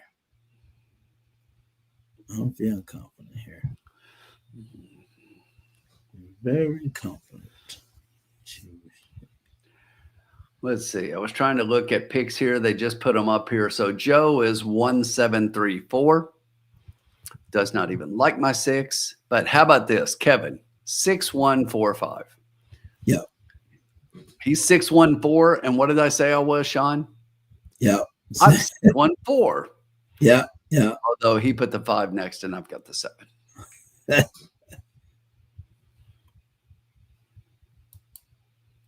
That's funny. Neither one. Interesting. Okay, let's see here. We are both 6'14". Yeah. Interesting. All right. What's everybody doing out there? What do you think? Haven't seen anybody post anything in a bit. It's been a few minutes. Keep us company here. Yeah. Let us know. Everybody like, what are you drinking? Yeah, absolutely. What kind of drugs is Uncle Sully doing? Todd, what are you doing tonight? Todd's normally on the mushrooms. Let me see here. Bob Jackson says he was also stuck between the 1 and the 7, and he'll take the 1 on our advice. There's Dallas Stewart. They're showing the 6 right now. I really like the 6 a lot. Yeah. I'm just shocked that this is the 9-5 favorite, Sean. I really am. Yeah. I thought we'd get every bit of that 5-1. Yeah. I thought the 7 would also take a lot of money, and I thought the 1 and the 7 would be taking money, and this one might be third behind those. But yeah. Northern Chill, the 2 horse scratching out, also affected things because that horse would have definitely taken some money as well. I think so too. But I love the 6 here. Let's get something home. Yeah. All right, we floated up a little bit to 2-1. So the 6 and the 1 are both 2-1. The 6 is taking a little bit more money. Yeah. Riders are up. Riders up.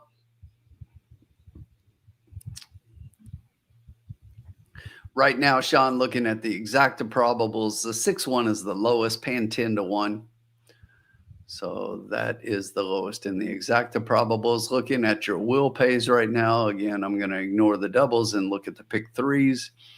The pick 3 has the 1 currently favored, then the 7, then the 3, then the 6. Wow. So the 6 is 4th in the pick 3 pool, but is favored in the double pool. Yeah. Yeah. Okay. Which makes you wonder if the odds change here and some of that money changes off the 6. Okay. All right. Here we go. We're on the track. We'll take a quick on the look track. at the horses here. 8 minutes coming up to race 6. Once again, in this race, we're going 6.5 furlongs on the dirt.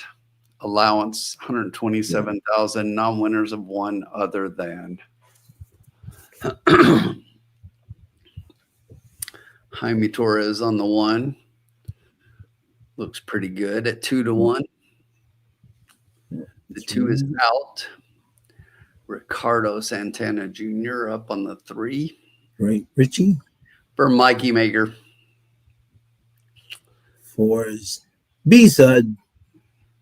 B-Sud loves Churchill. Looks good on the track. Like, I'm home. I'm back.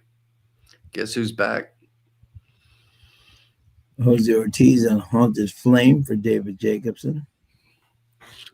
Jose at 7-2. There's your favorite, Parasox. Louisa is smiling. That's a good sign. I'd be smiling too if I was 23% winning percentage. Exactly.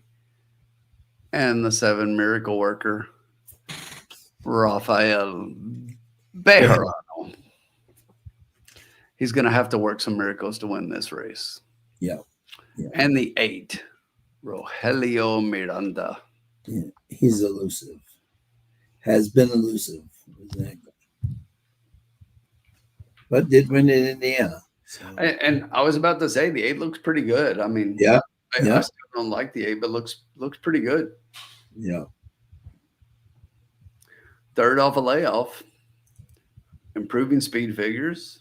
Yeah, absolutely. But would have to move up quite a bit to get the level of the rest of these. No, absolutely.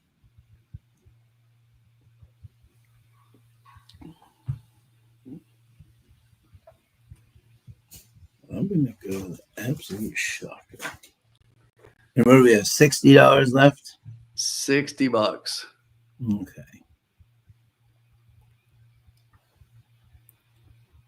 All right. Time for me to get a little bit bold here. I like it.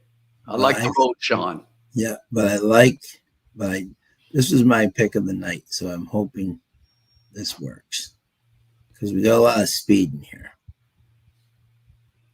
Okay, so what do we got? $60 left? Is that what we got left? $60. You got plenty. Yeah. Okay. Take what you need. I can go see if you need to. Yeah. Take what you need because you're going to win anyway, so it doesn't matter. Yeah. Yeah. I feel very good, and my horse looks great on the track, so I'm feeling even better about it. Hit the button.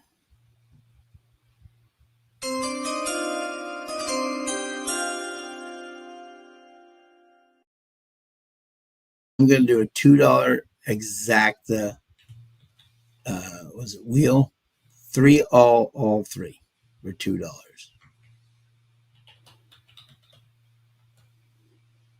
Which would be 24. But I really like this 3. I think there's so much speed in this race. This horse is 2 for 3 on the track. And I think if there's enough speed up there that this 3 can get up and shock some people. And the exactas are paying well with him.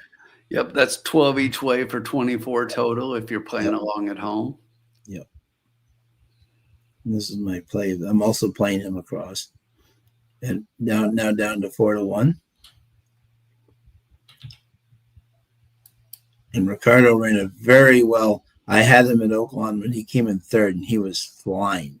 So I'm hoping that Ricardo does the same thing here with him and comes flying down the lane. I missed this comment, so I just wanted to comment to Joseph. Joseph says he's 51 in the Army. He can relate to be surrounded by folks younger than you. The funny thing is, Joseph, I'm retired Air Force, and the younger people that I'm surrounded by are in a junior ROTC class, which I teach. Yeah. So I can definitely relate. Yep, Sully, exactly. Yep. And Joseph, it won't be 36. It'll be a lot more after Sean hits a big bomb. Yes. Love it. Hopefully this 3 can, and one of the other prices can get it with them.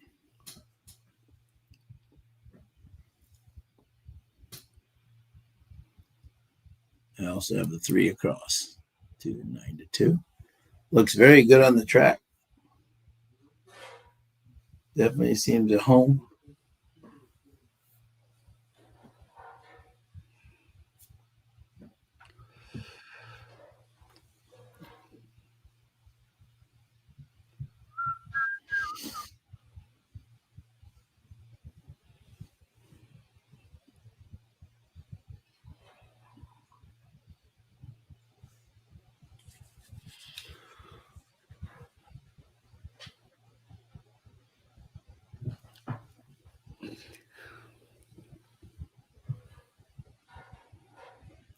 Three minutes to post.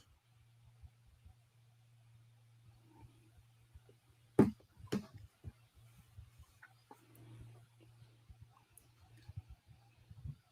crowd on their feet. Uncle Sully, that would definitely be one way to play it, and you could do that, and it would definitely be the same thing. And exact the key box 3. Yeah. I like the way you think, Joseph. Yep. Positive thinking here. That's the way we always feel. Sean and I always feel like we're going to win. Oh, yeah. No doubt. No doubt. Yep. And plenty of times it's come in that last race. So yeah, exactly. Plenty of times we've looked like and all of a sudden we turned it right around and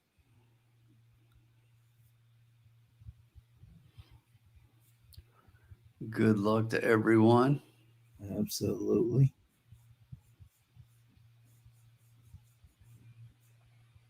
Fields heading to the 3. Definitely looks on his toes, that's for sure.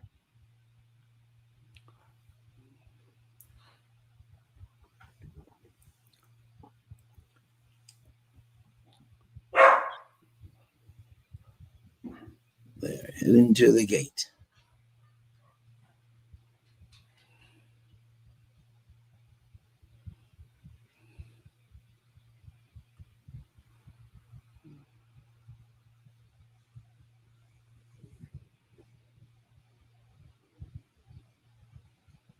field of 6 here.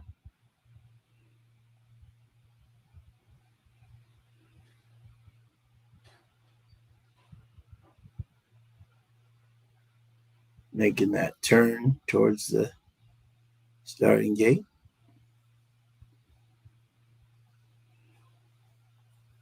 Tim, were you excited to hear that Keeneland will be getting the Breeders' Cup in 2026? I really was. I love that place, and I think it's really going to be good, especially because by the time that comes around next year, even this fall, they will have the new facility open there on the far side of the paddock.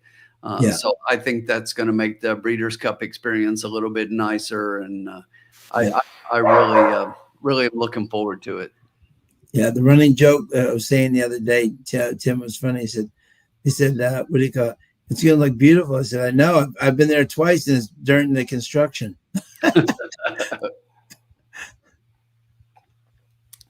But when you come back next year, Sean, we'll be ready to go. It'll look beautiful. All right. We are in line, and they're off.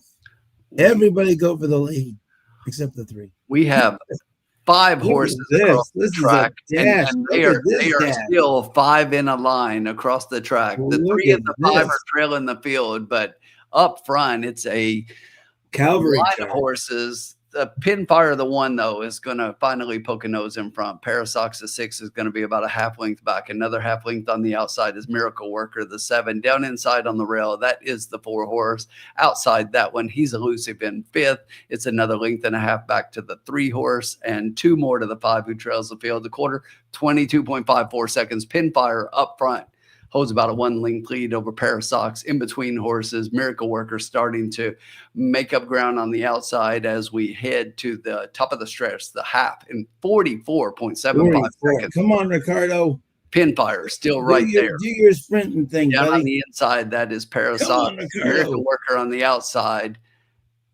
The 3 is starting to make up a little bit of ground and coming down the middle of the track. We need that one to get up for second. Come on, Ricardo. They're not going to catch Pinfire. The 3's got work to do. Get that 3 up. Here comes the 4 with a late run down to the inside, but the 7 is going to hold on to second. There was no finer 1, 7, and 4. Yeah, there was no finer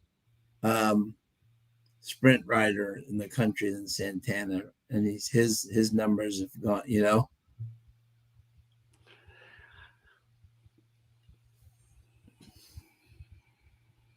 But the 1 with the ultimate performance, and you really like the 1 there. Yeah, I did. I mean, I was trying to beat the 1, but I loved the 1. I thought the 1 looked really good, but just trying to beat the horse, and there was no beating this horse today. No, won by a good 6 lengths. And I can't believe that the 7 held with those fractions. That the lead, that the 3 and the 5 could not get at least the second place horses with that. But Sean, who did I say was going to finish 3rd? Yeah, always 3rd off a layoff, 3rd off a layoff, 3rd off a layoff, and now 3rd off a layoff. Unbelievable. B-side, the horse that's eternally in 3rd place off a layoff. You literally had 5 horses all go for the lead in the line, and neither the 3 nor the 5 could catch either one of them. That's wow. I mean, that was a dream setup with 5 horses across the way, absolutely just flying. It just showed that the 1 was much the best. Oh, much the best, yeah. But the fact that neither the 3 nor the 5 could catch the other 4, So I'm waiting for the formula to come in here and gloat a little bit, because here is what formula had on his sheet: 1, 7, 4.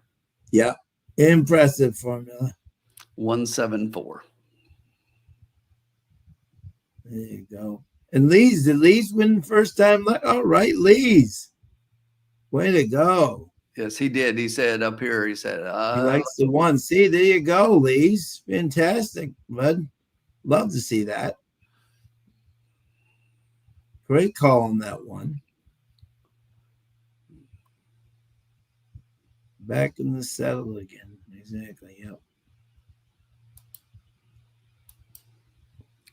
Yeah, I thought that that race set up exactly in my mind the way it did perfectly, with 5 horses all going out for the lead, and the one pulled away, and Santana nor Jose Ortiz could catch the other 2 with the 44 halves. Unbelievable. But kudos to Michael Tomlinson and Jamie Torres. That was an ultimate professional performance by Pinfire. That one will move ahead, Tim, for sure. Yes. Wow. We may see that one in a stakes race next. You know? Yeah, definitely looked good there. Yeah, exactly. And honestly, I'm not real surprised. No, exactly. I just, yeah. But we move on, and all we need is one, right? That is all we need is one. But you're giving me a crappy race here, Sean. I know. I do not like this picture at all. Or this picture. I do not like this race at all. I was reading something sent to me an email. Right. That's funny. I know. Exactly. Yeah. But yes, I get a race here who had 11 entries, Sean, and we end up with a field of 5. Yeah, no doubt. No doubt. Carlos, the 1. It was 174. 1743. Yep. And did they keep this on the turf? They kept this on the turf, right? Yes, I mean that's why I don't understand the scratches. I'm a little bit confused because as far as I know, we're still on the turf. Where the turf is showing as firm and it's showing as being a turf race. So yeah, I just think people saw, in my estimation, people saw that Northern Invader was in this race, and they didn't like it. Yeah. Yeah, and Northern Invader opens up at 1-9. Yeah, and that's I think that's why they said, we all entered this race, and then all of a sudden here comes a grade 1 horse. Yeah, you know? I mean, you look at this field, Sean, and okay, so the one horse has been racing consistent last couple of times out, ungraded stakes races, optional claimers. The 5 horse ran in the Tappet Stakes a couple back at Kentucky Downs, and other than that, optional claimers.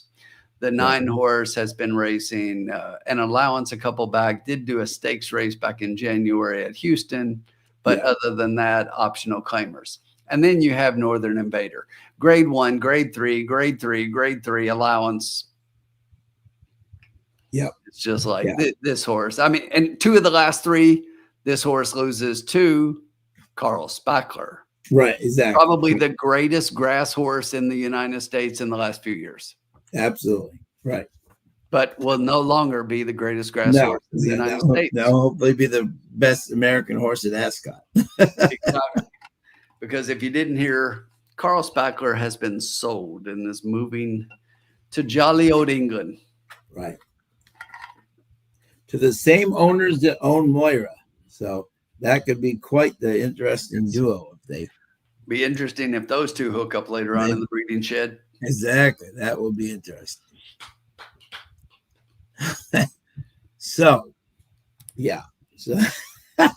So with 20 minutes to go, Tim, you're going to be shocked by this, but my top pick in here is the 8, Northern Invader.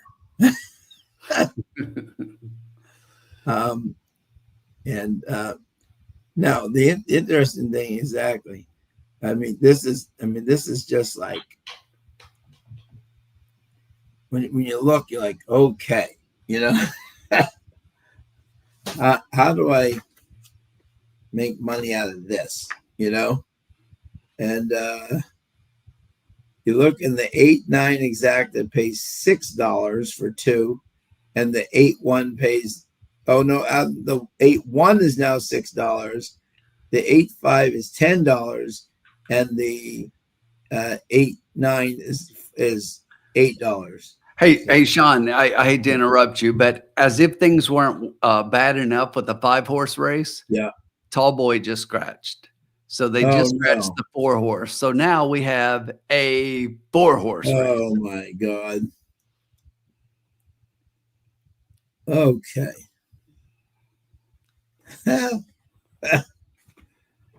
Oh, lovely. All right. Wunderbar. We should just do a double. Exactly. Yeah. Okay. Well, this changes my handicapping a little bit. Yeah. So you look at these horses and you try to see, okay, who do I think can do something here?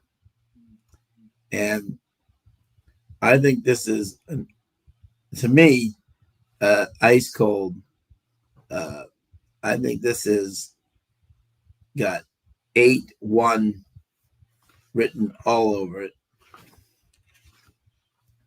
I think those two have just faced better. Miranda Rights does have a win and a second and a third at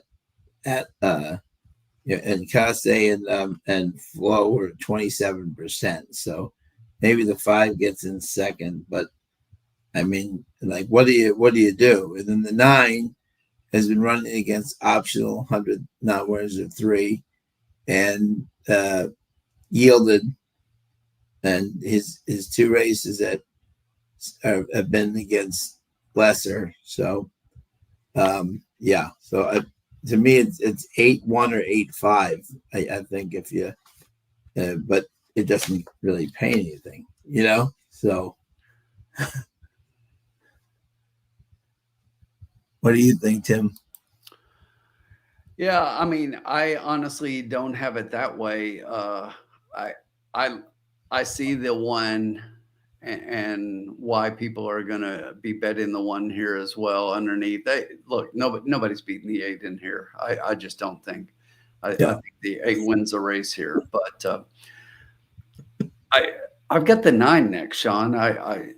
There's only 2 more, and there's only 3 horses after the 8, and you mentioned 2 of the 3 and not the 1 I like the most. Right. Yeah.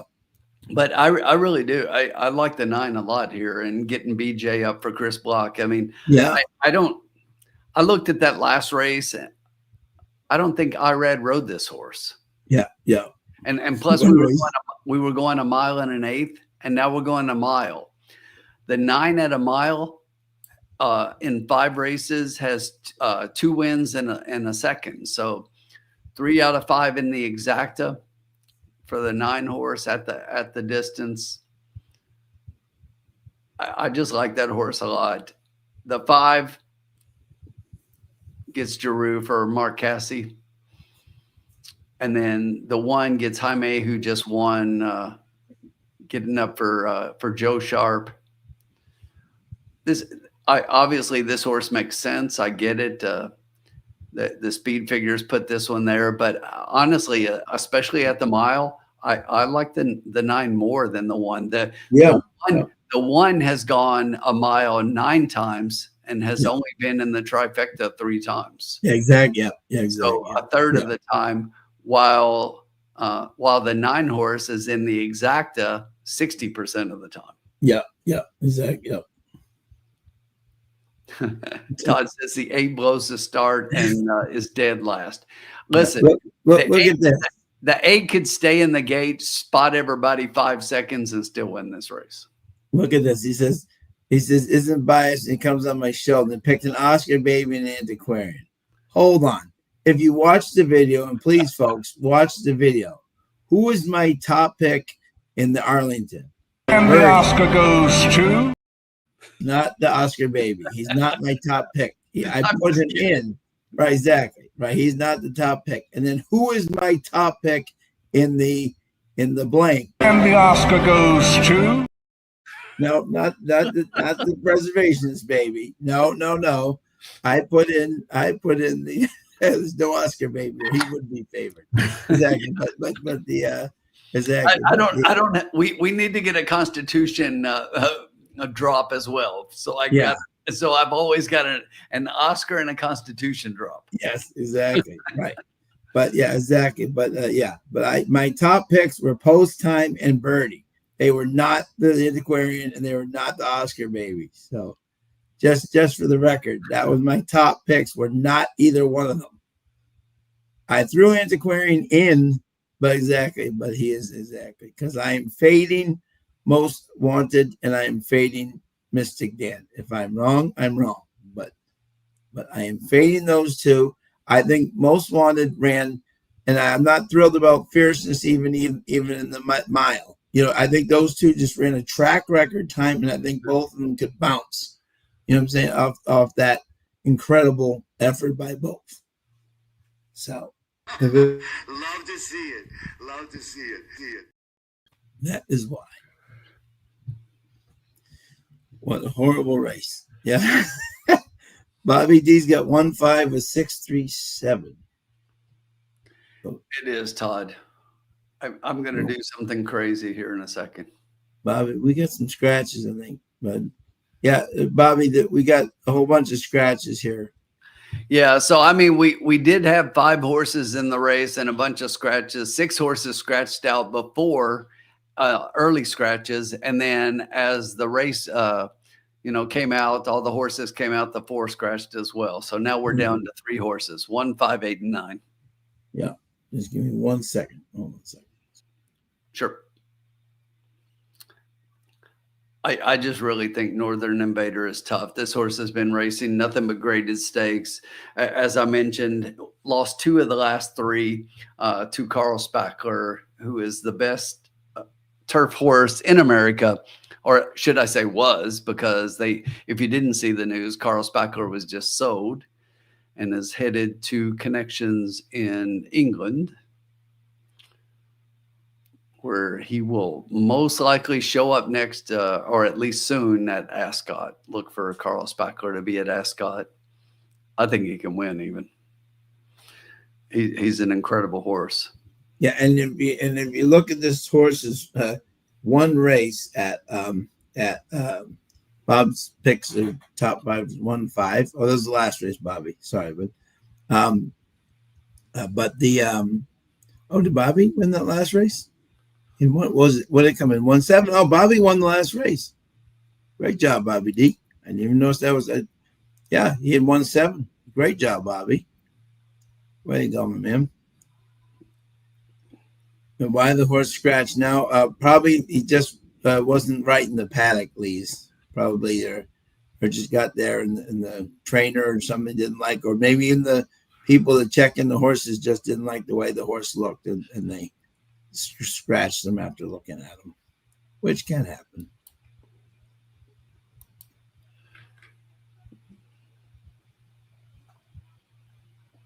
But yeah, this horse lost to Autumn and Fleet, who would be 1 to 100 in this group.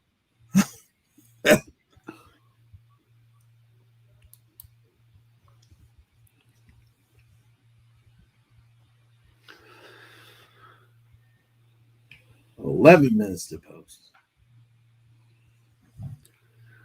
Jose Cherie and Northern Invader. Yeah. Just don't think anybody beats this horse. No.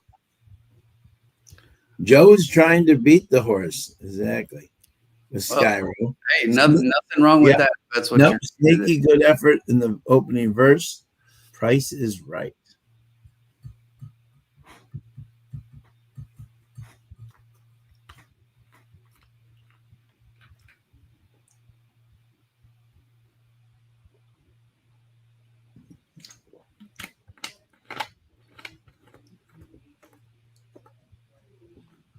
It'll be interesting to see how exactly help. Here come the jockeys.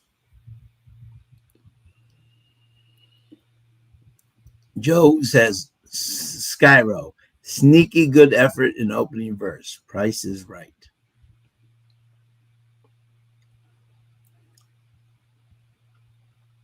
I love this new setup, Tim, where the horses have their own, like they're not, the crowd's not over them, and they have their own ring, to walk around. Yes. Yeah. Look, there are things I like about the new paddock. I mean, it's pretty majestic, and then you can stand there and the twin spires behind it and everything. But at the same time, the paddock that they had there for years, and what everybody had Yeah, used to at Churchill, and the history and everything at a track like Churchill. It's hard to get away from history with the some of the improvements and things that some of the tracks are doing, but it's natural. Yep. It's a normal thing. It's got to happen. So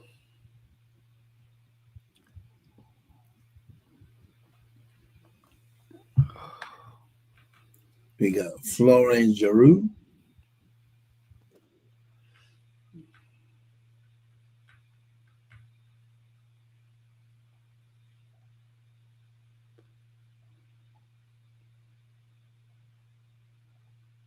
Right, Brian.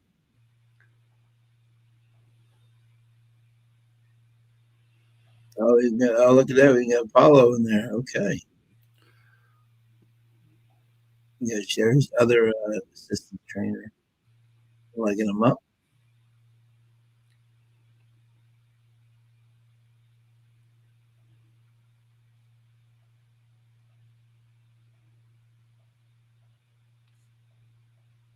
Horses are coming onto the track. Full field of 4. Bobby D's got 8-5 over the 4-9-1.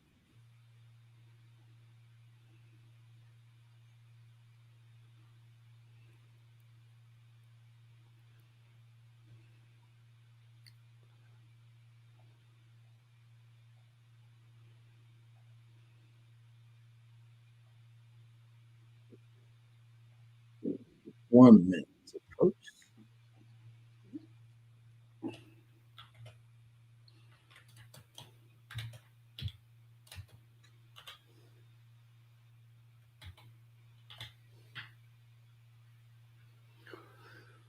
all right, Sean, we don't need to see anymore. We don't need to see the horses. We are ready.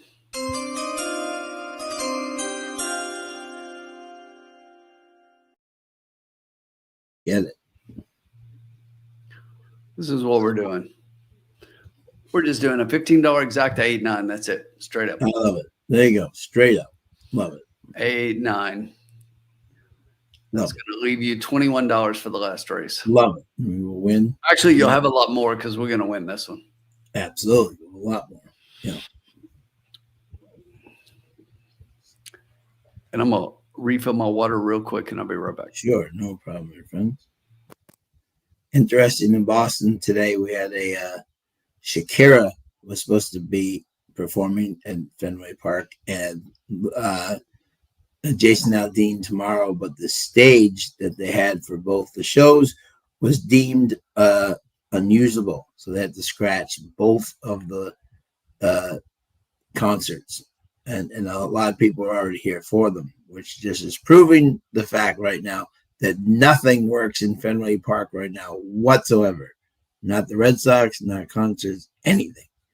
There's nothing working at Fenway Park right now. Joseph Myers, 15 to pay like 25. Bobby D's got an 8-5 with the 9-1. Good luck. Luis Gonzalez got 2-3-8. Good luck, everybody. Let me see there. 8-9.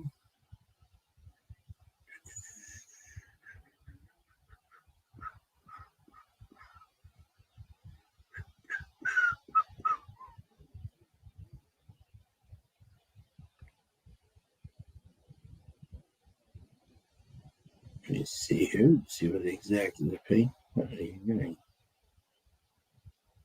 There we go. Thank you to everybody for joining us tonight, as always. And let me see the 8-9. 8-9 pays $6. So for $2.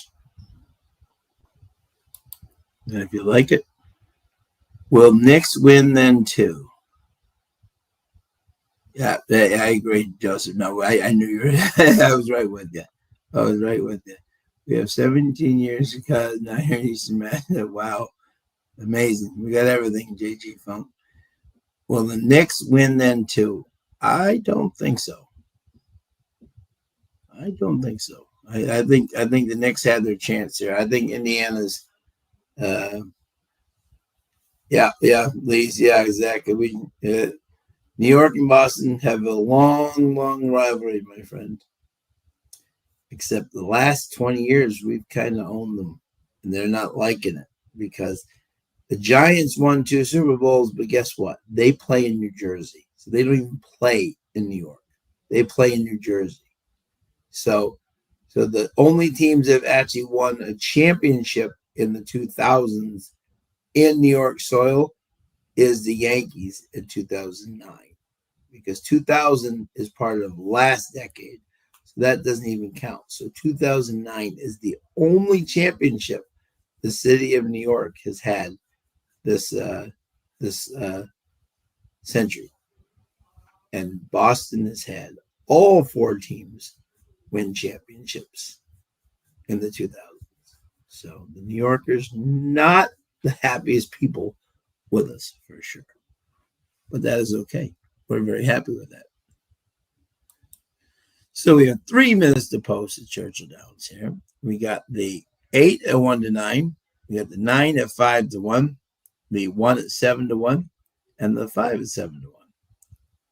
So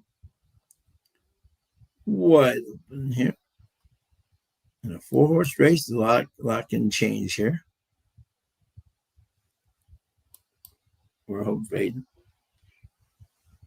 James White's got the $2 daily double, all with 6, 7, 10. Yeah, Jose Ortiz is a big Mets fan. Yep, exactly. I think Irad's a Yankees fan, but I think Jose's a Mets fan. They're all. I know Junior's a big Yankees fan. He threw the first pitch out after he won the Derby. So I saw that. Yeah, and Javier is a big Yankees fan too. So a lot of Yankees fans down there, and they've all been miserable since 2009. All right, let's get this one done. Let's get it home. Let's go, BJ. Get up for second. Yep. We know who's winning. The field making their way to the gate.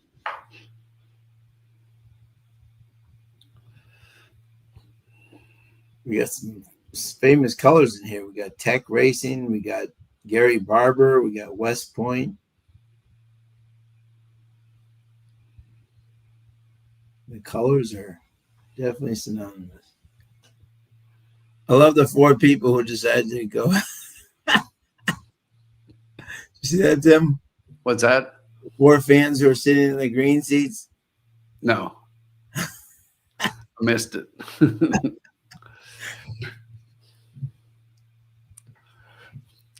Not surprised, though.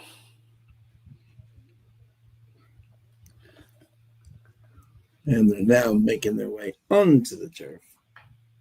1-5 for your favorite, the 8-horse in this 4-horse monster challenge. A mile on the turf at Churchill. Churchway. I just invented a new track. I like that Churchway, yeah. Mike, we need the mayor of Turfway to get exactly Churchway. Yeah, we want to make it Churchway. That's the only way you'll get the Breeders' Cup. Exactly, is if we make it Churchway. Exactly. But we will definitely be at Keeneland next year for the Breeders' Cup. Breeders' Cup in Lexington. Does it get any better than that? Gotta love it. 1-5. That's a little better than 1-9. It still sucks. Yeah. We just need BJ to get up for second. Yeah. Oh, he's a little restless here at 1-5. The 8-9 is the favorite, paying 3-1. Yeah, there we go. And it's the 8 going for the stop the race. There you go. They just crossed the line. 8-9-5. Give us our. We won. Our exact. Oh wait, we got to go around again. But it is the 8 taking them onto the back stretch. The 9 from the outside in a stalking position, a length back, another half back to the 5. 24 and 4. Skyro trails the field, but you can throw a blanket over them. 3 lengths covers the field. The Northern Invader, comfortable up front. The quarter in 24 and 2. A length back to out of deductions in second. Down inside on the rail, Miranda Wrights, comfortable another half. Skyro trails, but only 2.5 lengths separates the field. 48 and 2. Northern Invader still in front. BJ right there coming up on the neck on the outside as they round the far turn. Also getting into gear is Skyro, starting to make up ground on the outside, moves from 4th to 3rd as we hit the top of the stretch, the 6 furlongs in 1:11. It is the 5 down on the inside, really challenging Northern Invader. Northern Invader fighting back, out of deductions on the outside. We need that 9 to get up. Northern Invader and 8. 8-9. Look at that. Only winners in the lounge. Only winners. There you go. That's how you do it. 8-9. Love it. Yep. Uncle Sully, didn't I tell you they were 14%?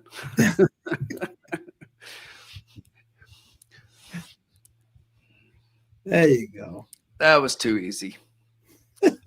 But the 5 finishes 3rd and Skyro all the way back and forth. Yeah, exactly. Did not like the 1 as much. Yeah. Thought that was pretty. All right. See? JGA, too bad I didn't put the full. Hey, man, nothing wrong with 3. It was $6 for 2. Is it 2-1 on that? It's 327 to 1. So we should. Okay. We got a little bit coming back here. All Sean, right, have nice. a little bit more of a bankroll to work with. Yeah, love it. Love it. See, that's how you do it. See? First cash of the night, we'll take it. Northern Invader had to work a little bit more than I thought he would there, but still much the best. Hey, gatekeeper, shooting fish in a barrel. That pretty much was right there. That's about and Yeah. and if I wasn't afraid to not leave Sean some money, I would have just bet the whole bankroll on the 8-9. Yeah. I will say that I had that whole thing that we've got. I had that twice for myself. Yeah, there you go. So yeah, I bet it, and then I'm like, what the hell? Repeat bet. Yep. Boom. Easy money. Easy money. They're just giving it away. Everybody says easy money, as Pete says down in Gulfstream.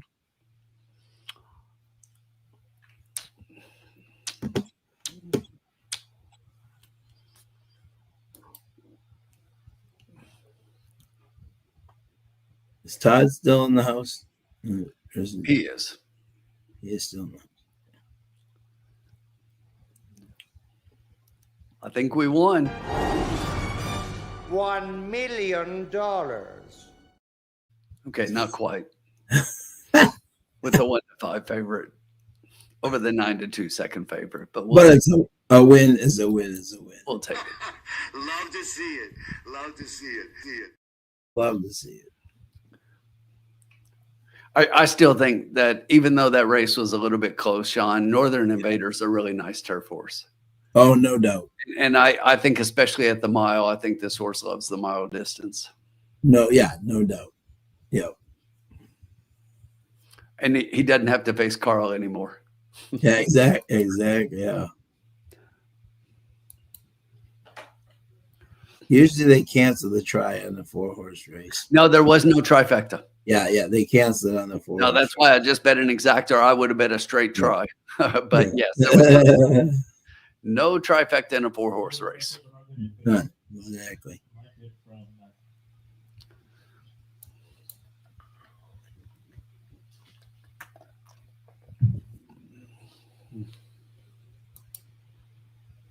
Yeah, Malathot, I totally agree. It would have been a much better race if 2/3 of the field didn't scratch.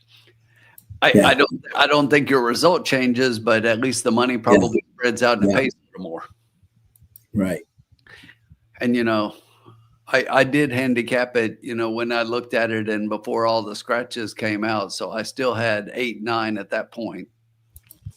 If that's worth anything, which I think, Sean, is worth 0. I did like the 10 a little bit before the 10 scratched, but yeah.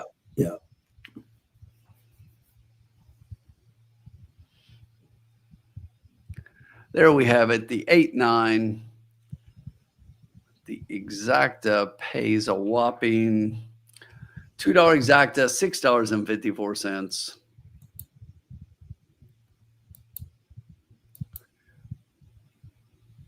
That gives us $49.05 onto the bankroll. See, there you go. See? Almost half our bankroll back, Sean. Yeah. Let's see. There you go. That gives you $70 for the last race. Love it. Love it. There we go. We're back up and swinging. $70 out of a $100 bankroll. There you go. We're ready for greatness. Woohoo. A little bit of a cash for me as well. Absolutely. Nice. Because I've said it before. I don't just say these picks on air. I bet them with my own money.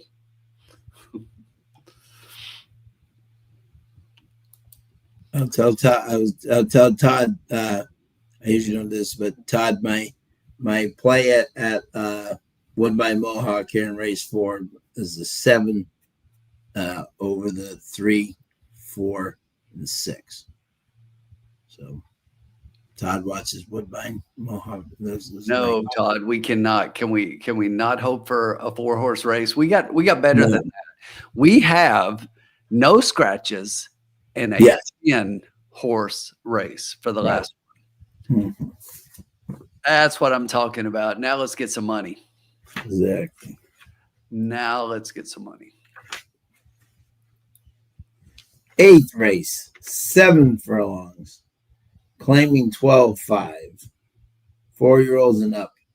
Non-winners of 2 races allowed £3. A race instead £5.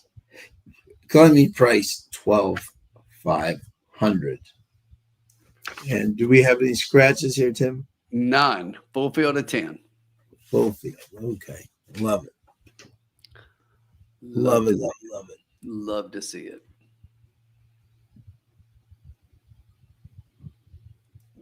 All right.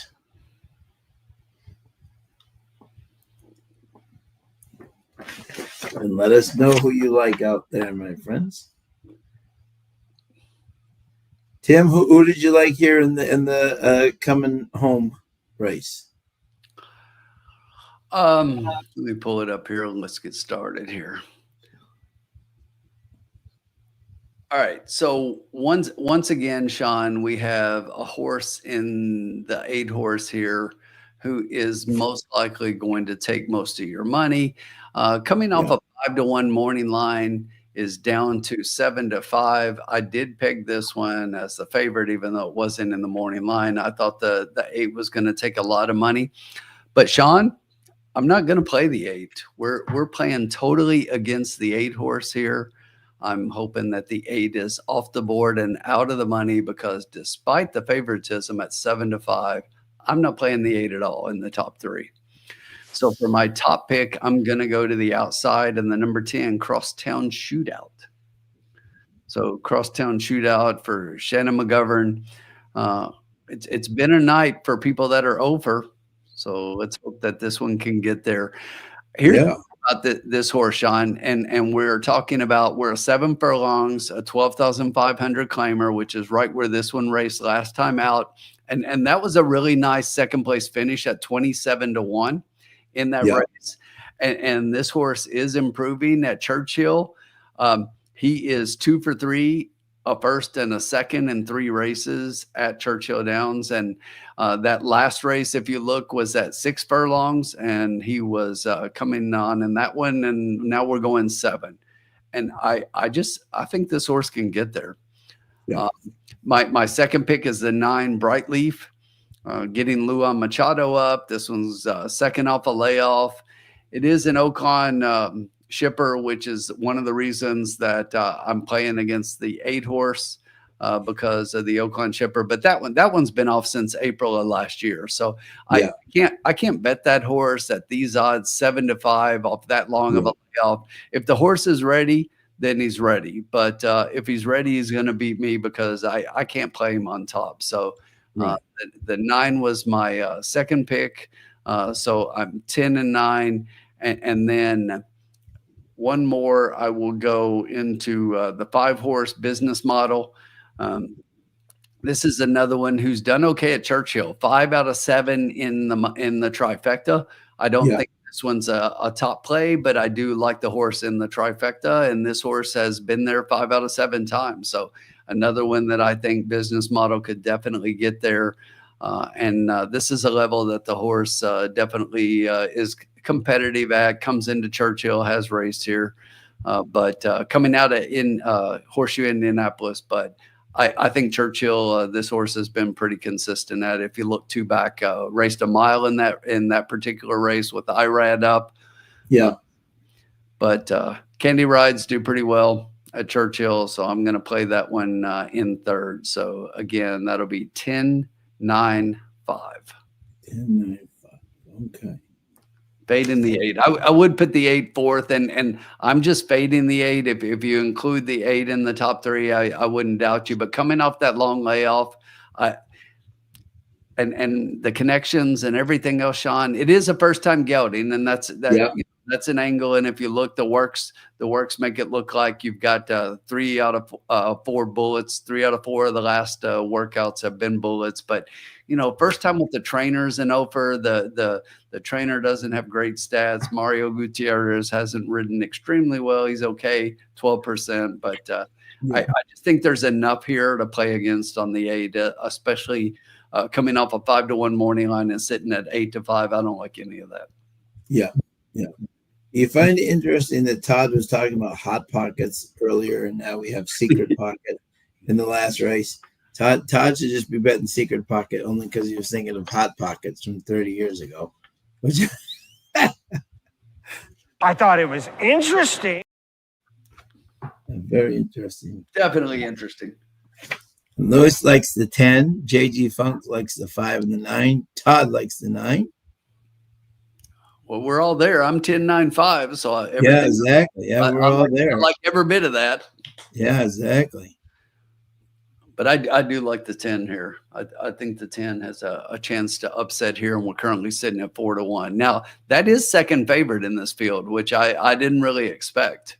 Yeah, I did think that the 8 was going to be the favorite in here, and even though the 3, the 5, and the 10 were all lower in the morning line, I thought the 8 would probably take the money here. Yeah, no doubt. I will tell you, Sean, I've got again 10-9-5. Here are the formula picks: 8, 9, 5, 10. Yeah. So he's got my 3 underneath of the 8.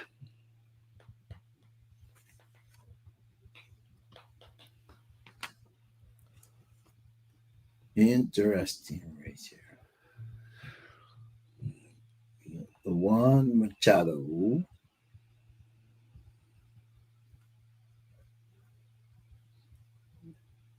Never run at Churchill Downs.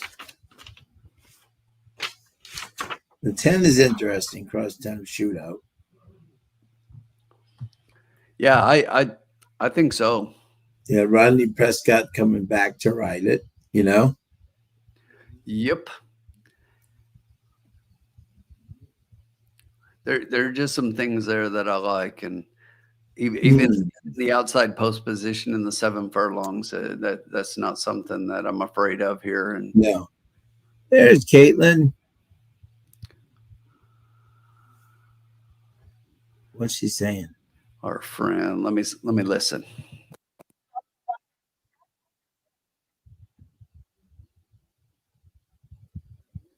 The mama to be soon.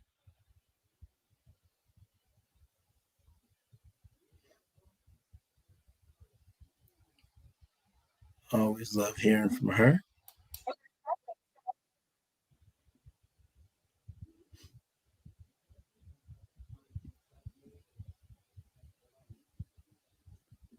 Yeah, we got exactly. We got the Aristides, the Yeah, Audubon. she's talking about Saturday. Yeah, Shawnee. I spelled my name wrong. Arlington, Blame, and the Regret. So Grade 3. Excellent. Grade 3, grade 3, grade 3, and grade 3. Yep. Nice. Good card. All really nice races. All right. So look at this. And if I didn't have to go to graduation at school, I would be there. Exactly. All right. Kyle Graves is going to play an exacta key box. He's keying the 5 with the 2, 3, 8, 9, 10. Good luck, Kyle. Good luck, Kyle. Absolutely. I like that 5. Yep. More an underneath play for me personally, but I like the 5. And just looking right now, Joe's picks, he's got 10, 8, 5, 9. Right. And it looks like Kevin has 10, 2, 9, 5. So they both have the 10 on top. How about that? Yeah, they're both on the same page. Exactly. I love it. I love to see that. Not often do they have the same pick on top. And the same pick that I picked. It's like love to see it. Love to see it. See it. Yes, exactly. Okay. So we're putting our bet together here. Formulating it.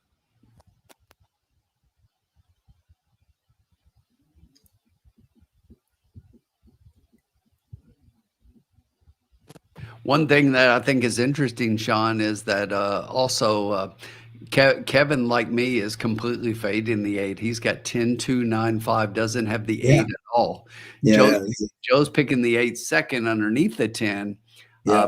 But Kevin's like me. I did place the horse 4th, but Kevin's doesn't even have him in his top 4. Yeah. That's a long layoff. First time gelding. It's just like I don't see a whole lot of connections that aren't known for firing right off the layoff and everything else. And first time with the trainer and just so much. I mean, he's over 180 days plus. He's over first time with trainer. Yeah. He's got 1 win and 1/3 in 3 mounts so far at this meet. So he's definitely put 2 out of 3 in the money so far this time. But I just think there's a whole lot here to go against. Now, this horse is also 3 for 5 at Churchill, 3 wins in 5 races at the distance. Yeah. 1 win in 1 race. So I get why a lot of people like this horse, but Sean, those stats were great when the horse was running, but this horse hasn't run in over a year. Yeah. Over a year. I'm just going to have to play against at these odds. Which are currently 9 to 5. And you know what time it is. Riders up! It's always Riders Up time in the lounge, but it's also Riders Up time at Churchill right now. Okay. We got jockeys aboard and heading out to the track for the finale, race 8 on this Twilight Thursday at Churchill.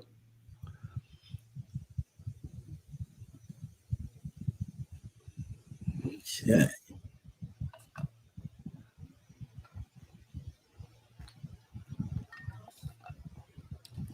$36 plus. Full field of 10.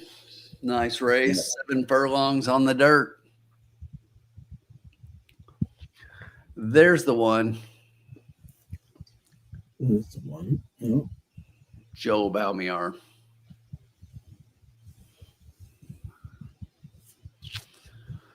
Irving Moncada tore it up at Turfway. Hasn't done so much in Kentucky so far. At Keeneland or Churchill since Turfway. Joe Ramos is on the 3, sitting on go.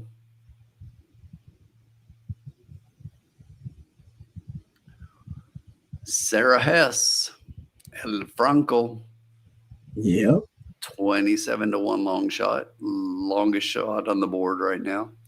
There's your 5. That's Javier Padron Barcenas, business model. 5-1.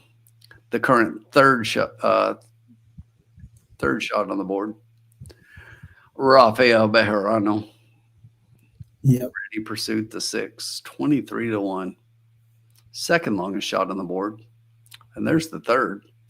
Improbable Story with Jane Elliott. All right. Now we're getting to your favorite 2-1. Mario Gutierrez up. Yep. For Fergus Bogle. Secret Pocket. Been out for a year and taking all the public's money. All right. The Axeman, Luan Machado. Yep. For Matt Sims. And the 10. Crosstown Shootout. And there's the 10. Crosstown Shootout. Rodney Prescott. Shannon McGovern. 7-2 second choice on the tote board right now. All right, Tim. I've got our play. All right.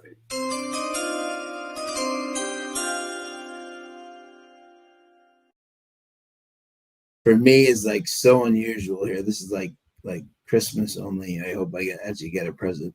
$1 tri-key box. And I'm going to use the 10 with the 2, 5, 8, 9.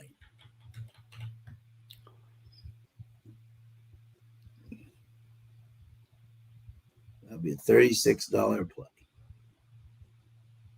But you can play it in shorter increments if you like it. You can play 50. 50 cents will cost you $18. That's Yeah. the $36 play for us. You can play Yep. for 50 cents or Yep. if you like the 10 on top and you just want to key the 10 if you feel that strong. Yeah. Right. Yeah. You know, or even if you like the 8 and you want to play the 8 instead of the 10 as your key horse because you think that's the horse. But I like Sean's bet. I think this is a good way to go. 36. I'm going to go ahead and take that out of our bankroll. Yep. Kyle Gray is going to exact the key box 5 with the 2, 3, 8, 9, 10. JG Funk 5 with the 9, 10 exact the box, fading that 8 in his own barrel. Bobby D's got to exact a 5, 2, 10 with 8, 6. Malathott's got 20 to win in place in the 3. Likes to cut back to the sprint. And we have the $1 try key box 10 with the 2, 5, 8, 9. As we are just 5 minutes of post.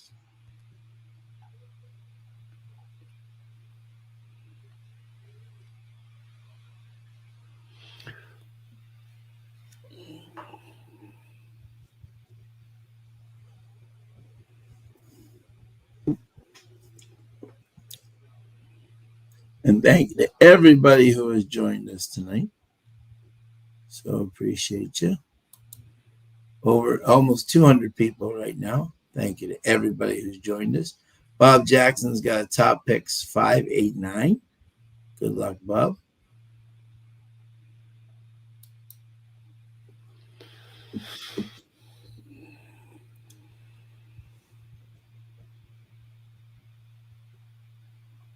We are just 3 minutes to post now, or 4 minutes to post, I should say.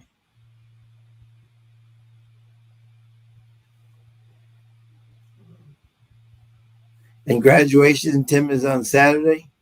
Yes. Okay. All day. I mean, I'll be there most of the day. I should be able to get out of there by early afternoon, but graduation's about midday. There you go. Can you get over for the blame? Hey, don't laugh. I'm definitely thinking about it. I may be Good. There you go. from school to the track. Go see my boy Antiquarian. There you go. And people have been asking me about him. I'm very honest.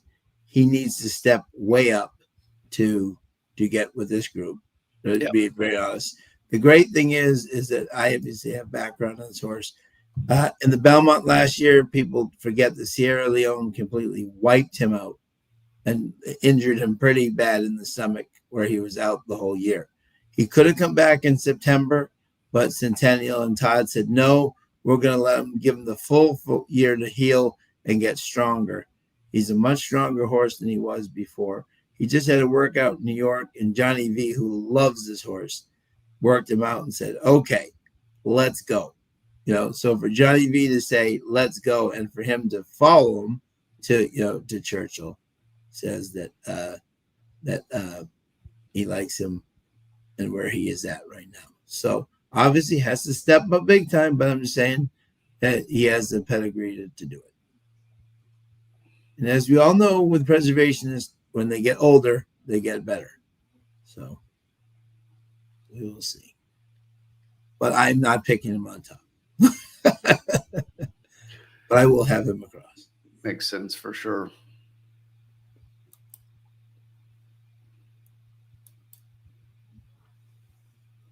Two minutes to post. There's the Axeman. Go on, Machado.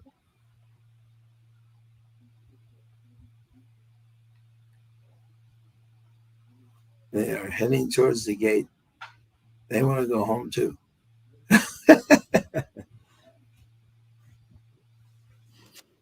This is our last one.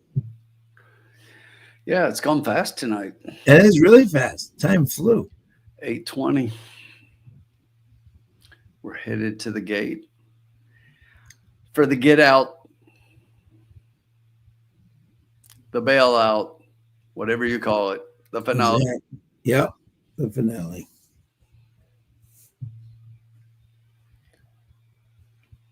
You don't have to go home, but you can stay here at Stakes. We're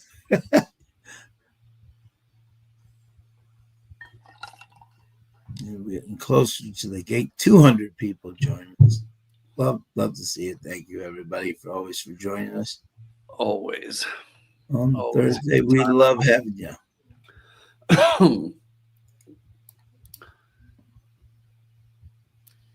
Looks like we got a lot of different things going on here. Kyle Graves, exacta key box 5 with 2, 3, 8, 9, 10. JG Funk is 5, 9, 10 exacta box. Bobby D is going exacta box 5, 2, 10 with the 8, 6. Malathod's going 20 win place on 3. We know what our bid is. Bob Jackson 5, 8, 9.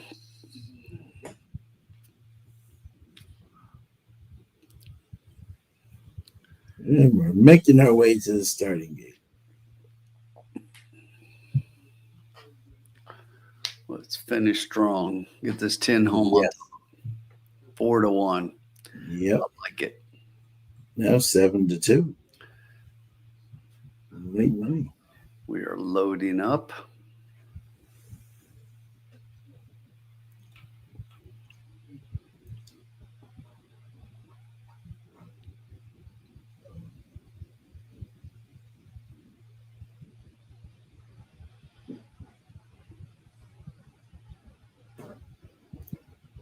They're going into the gate. We get the 4. Good luck to everyone in the chat. Yes. The 8, lukewarm favoritism, kind of floated up a little bit. 3-1 here. Lukewarm, 3-1 makes a whole lot more sense than 8-5. Yep. off a year layoff. There's our 10 horse going into the gate, and we're all set for the finale at Churchill. And we are And all they're off. good speed, good break by the 7 in the middle of the track. The 10 to the outside also did get a good break as we head out of the chute and onto the main track at Churchill. Up front, it's the 4 with about a half length lead over the 7. The 10 crosstown shootout is coming up into 3rd. It's about another length back down to Peruvian Lucky in 4th on the rail. Coming outside, that one is the 1 horse. Further out to the outside is the 9 currently sitting in 6th. Then the 6 back on the rail, the 5 outside that one, and the 3 and the 8 currently trail the field. The quarter 23.49 seconds. El Franco leads them into the far turn. Outside that one, here comes Crosstown Shootout. In behind that one is Bright Leaf starting to come on as well. Peruvian Lucky down on the rail in 4th, not getting into gear yet. The 1, the Queen's Jewels, also starting to move. There goes Bright Leaf on the outside as we hit the top of the stretch. Come on, 10. Keep going with him now. Win a Come little on, bit 2. wide. Crosstown Come on, 2. Shootout still has Come good on, 9, 10, momentum. 2. The 10 on, is 2, right 10, there. 9. Come on, you 3. From Come far on, you 3. outside, that's the 2 Hold horse on, starting 10. to come on. Peruvian Hold on, Lucky 10. blowing by Hold on, them. 10. The Where's 10, the hang on, wire? 10. Hold on, 10. Where's the Hang wire? on, 10. Hold on. Although we Hold don't have on. the 2. Only 2, winners 9, in the lounge. We did. Only winners in the 2, lounge. 9, and 10. We got it. And we got the 7-1 on top, Yep. over the Yep. 5-2, over the 4-1. Only Way to winners finish in it the up. Good lounge. job, everyone. We're loving it. Love to see it. Love to see it. And the 8 still running. And yeah, and that was the thing. I mean, Yeah. the horse has been off way too long for me. Yeah, I put him underneath just in case if he came back Right. with a big Exactly. with a big race, you know. I didn't want to leave him out. Didn't make a lot of sense. I thought that was a smart play. Good bet. Good job. Only winners in the lounge, Sean. Yep. 7-1 over 5-2. Yeah, that's going to do nicely because you know the lowest odds horse ended up finishing back in 3rd for us, and if you look just at the exacta, Sean, the 2-9 alone is 34-1. So this trifecta is going to pay. It's going to pay nice. Yep. So we should definitely finish. Look on how the much positive money the side. 9 took. The 9 went from 7-1 to 5-2. Yes, the 9 ended up being the favorite and took a lot of late money. Wow. That is a lot of money. Thank you, Sully. Nicely done, young guys. Now we're talking, Sully. Now I like you again. Love it, Sully. Thank you, Joseph. Way to go. Good call, Sean. Way to Thank bet you, it. sir. We had the horses for sure. Bringing them back. And I just thought the 8 was a fade there, and I'm glad you agreed. And Yep. I put him underneath just in case, you know. He ran a big race, but I didn't like him, you know. Irving Moncada gets the win. Yeah. Gotta like it for the kid. That's his 4th win. Yep. This meet. Yeah, we definitely will, Joseph. We'll definitely get our payouts, and we always like to post that, and we will. Yep. we will definitely stick around until that. Yeah. We're unofficial right now still. And then again, this is what we said too, folks. Okay, which is so true. The first races we were out to lunch, right? But horse racing is like baseball, right? You get paid $20 million a year if you bat 300, which means you're out 70% of the time. But if you can do it, all you need is 1. You know what I'm saying? That's wait a minute, Sean. Wait a minute. Yeah. I need to renegotiate my contract if you're getting 20 million because I'm not getting 20 million. Well, that's because exactly right. Well, it is you, so I guess it makes sense. Right. You know, why He's would only you getting pay me 10, folks. anything near He's what only getting 10. He's only getting 10, but we're not telling anybody. Exactly right. Exactly.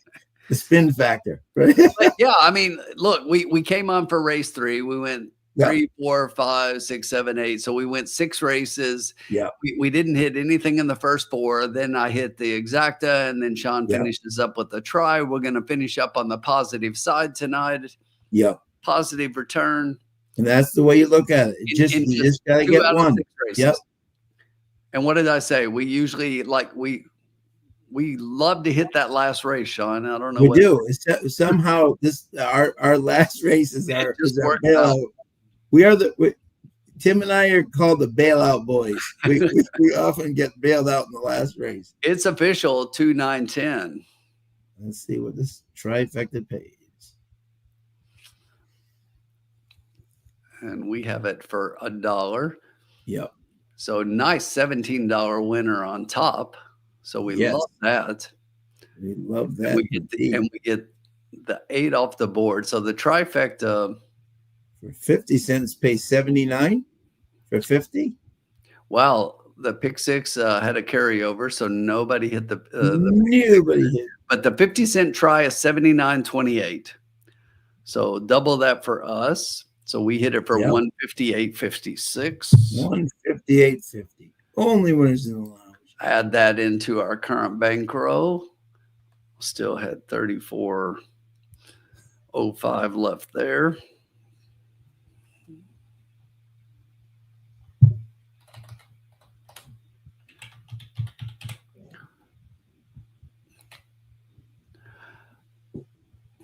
Thank you, Kyle. Thank you, Bobby. And there you have it. So we started off with $100, and after a couple hits in the last 2 races, 192.61. So we almost doubled our bankroll on the night. Yeah. Not too shabby. And as we always like to say, only winners in the lounge. Only winners in the lounge. Yep. And Joseph, thank you. He was doing his workout while us. Thank you so much, my friend. Frickin' frack and 2 winning. Uncle Sully, that was unselfish to include the Illinois State Redbird Silks. Thank you, Bob. Much appreciated. And thank you to everybody who joined us tonight. Bobby D, Jackson, Sully, JG Funk, Malathot, everybody who joined us tonight. We so appreciate you guys. Lee's, please Kyle come back played along with this. So very good. Congrats, Kyle. Great job, Kyle. Awesome, buddy. Way to go. Great way to finish. Thank you to everybody tonight. We had 200 at one time, which is awesome as always. You guys make the show. Your opinions are just as important as ours. Remember, we just give our opinions. Your guys' opinions are just as important as ours, and you guys make the show. So we so appreciate you guys as always. Only winners in the lounge. Great weekend on Saturday. Tim, good luck with your graduation, and then take a couple of pictures of Antiquarian when you're standing right next to him. Will do. We'll see everybody Tuesday night for Tuesday Night Lights. Yes. Boy, I'm back in the cocktail lounge next week as I hit summer break. So we'll be partying in the lounge. Then it'll be time for the Belmont. Yes. Sounds good. Have a good night, everybody.